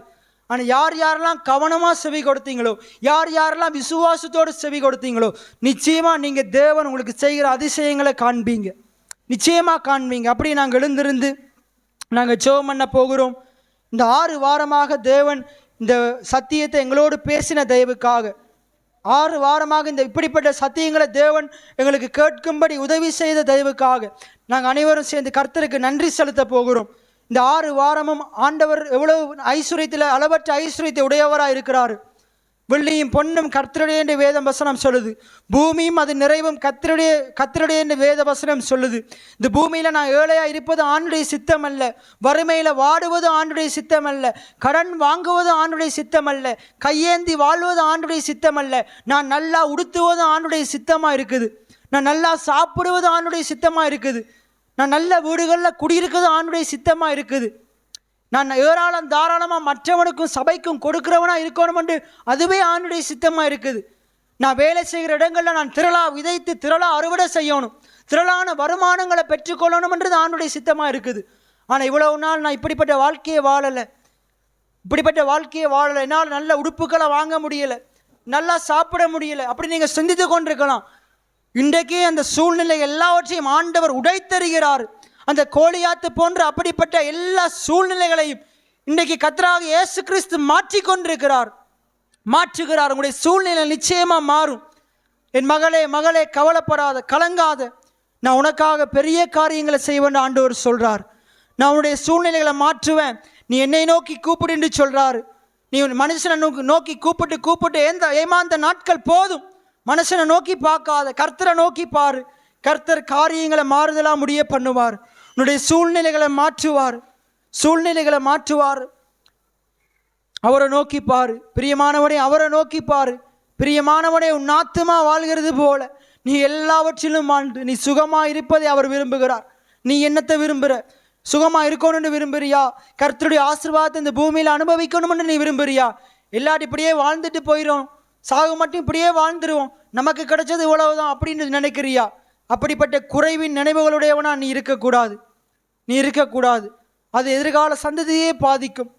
அது எதிர்கால சந்ததியே பாதிக்கும். வேதவசனம் சொல்லுது, நீதிமானுக்கோ அநேக துன்பங்கள் வரும், துன்பங்கள் உண்டு, ஆனால் கர்த்தர் அவனை அதிலிருந்தெல்லாம் நிச்சயமாய் விடுவிப்பார்.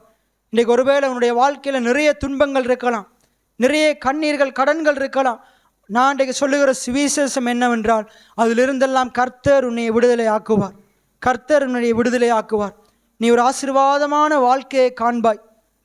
உன்னை ஆசீர்வதிக்கவே ஆசீர்வதித்திடுவேன், உன்னை பெருக பண்ணவே பெருக பண்ணிடுவேன். உன்னை ஆசீர்வதிக்கவே ஆசீர்வதித்திடுவேன். எல்லாம் பாடுவோமா? உன்னை பெருக பண்ணவே பெருக பண்ணிடுவேன். நிச்சயமாகவே முடிவு உண்டு, நம்பிக்கை வீண் போகாது. நிச்சயமாகவே முடிவு உண்டு, நம்பிக்கை வீண் போகாது. உன்னை ஆசீர்வதிக்கவே ஆசீர்வதித்திடுவேன், உன்னை பெருக பண்ணவே பெருக பண்ணிடுவேன்.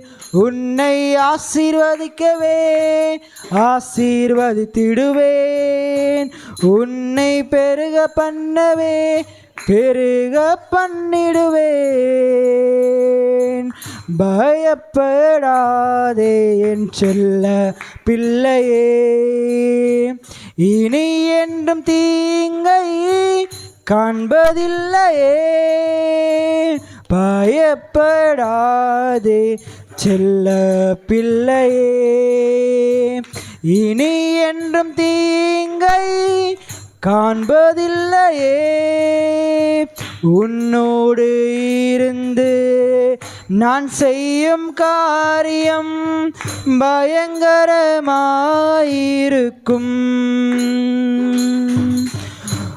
உன்னோடு இருந்து நான் செய்யும் காரியம் பயங்கரமாயிருக்கும். அவைகள் ஆச்சரியமாயிருக்கும். நிச்சயமாகவே முடிவு உண்டு, நம்பிக்கை வீண் போகாது. விசுவாசத்தோடு படிப்போமா? நிச்சயமாகவே நிச்சயமாகவே முடிவு உண்டு, நம்பிக்கை வீண் போகாது. உன்னை ஆசீர்வதிக்கவே ஆசீர்வதித்திடுவேன், உன்னை பெருக பண்ணவே பெருக பண்ணிடுவேன். உன்னை ஆசீர்வதிக்கவே ஆசீர்வதித்திடுவேன், உன்னை பெருக பண்ணவே பெருக பண்ணிடுவே. அப்படியே வாய்களை திறந்து கர்த்தரை ஸ்தோத்திரிப்போம். அப்படி நாங்கள் சொல்லுவோம். தேவரீர் உம்முடைய ஆசீர்வாதத்தினாலே உம்முடைய அடியாரின் வீடு என்றென்றும் ஆசீர்வதிக்கப்படுவதாக. எங்கள் குடும்பத்துக்கு விரோதமாக சாத்தான் ராஜ்யத்திலிருந்து அனுப்பப்படுகிற எல்லாவித மந்திரவாத பில்லுசூனிய ஆவிகள், பிரிவின ஆவிகள், வாக்குத்தத்தின் ஆவிகள், சாபத்தின் ஆவிகள், இசைபலின் ஆவிகள், பொய்யின் ஆவிகள், சண்டையின் ஆவிகள், பிரிவின் ஆவிகளை இயேசுவின் நாமத்தில் கட்டுகிறேன். அந்த வல்லமையை உடைக்கிறேன். எங்கள் குடும்ப சமாதானத்துக்கு தடையாக இருந்து கிரியை செய்கிற பலவான்களையும் அசுத்த ஆவிகளையும் இயேசுவின் பெயரில் கட்டுகிறேன். அந்த வல்லமையிலே உடைக்கிறேன். எங்கள் குடும்ப ஆசீர்வாதத்தை செழிப்பை காணாதபடி இருக்கிற பஞ்சம், பசி, பட்டினி, குறைப்பட்ட ஜீவியம், கடன் ஜீவியம் என்னும் ஆவிகளை இயேசுவின் பெயரில் கட்டுகிறேன். அந்த வல்லமையில உடைக்கிறேன். இப்பொழுது என் குடும்பத்தை விட்டு, என் கணவனை விட்டு, என் பிள்ளைகளை விட்டு, என் மனைவியை விட்டு வெளியேறுவதாக. ஆமென். நம்முடைய ஆண்டவராகிய இயேசு கிறிஸ்துவின் கிருபையும் தேவனுடைய அன்பு பரிசுத்த ஆவியும் ஆகிய இயேசு வரையும் மட்டும் பூமியிலே நாங்கள் ஆசீர்வாதமாய் வாழ, குறையில்லாமல் வாழ, இப்போதும் நாங்கள் மரணம் வரை சந்தோஷமாய் செழிப்பாய் வாழ ஆண்டவர் உதவி செய்வாராக. என் ஆத்துமாவே கர்த்தரை ஸ்தோத்திரி, என் முழுமை பரிசுத்த நாமத்தை ஸ்தோத்திரி. என் ஆத்துமாவே கர்த்தரை ஸ்தோத்திரி, அவர் செய்த சகல அல்லேலூயா.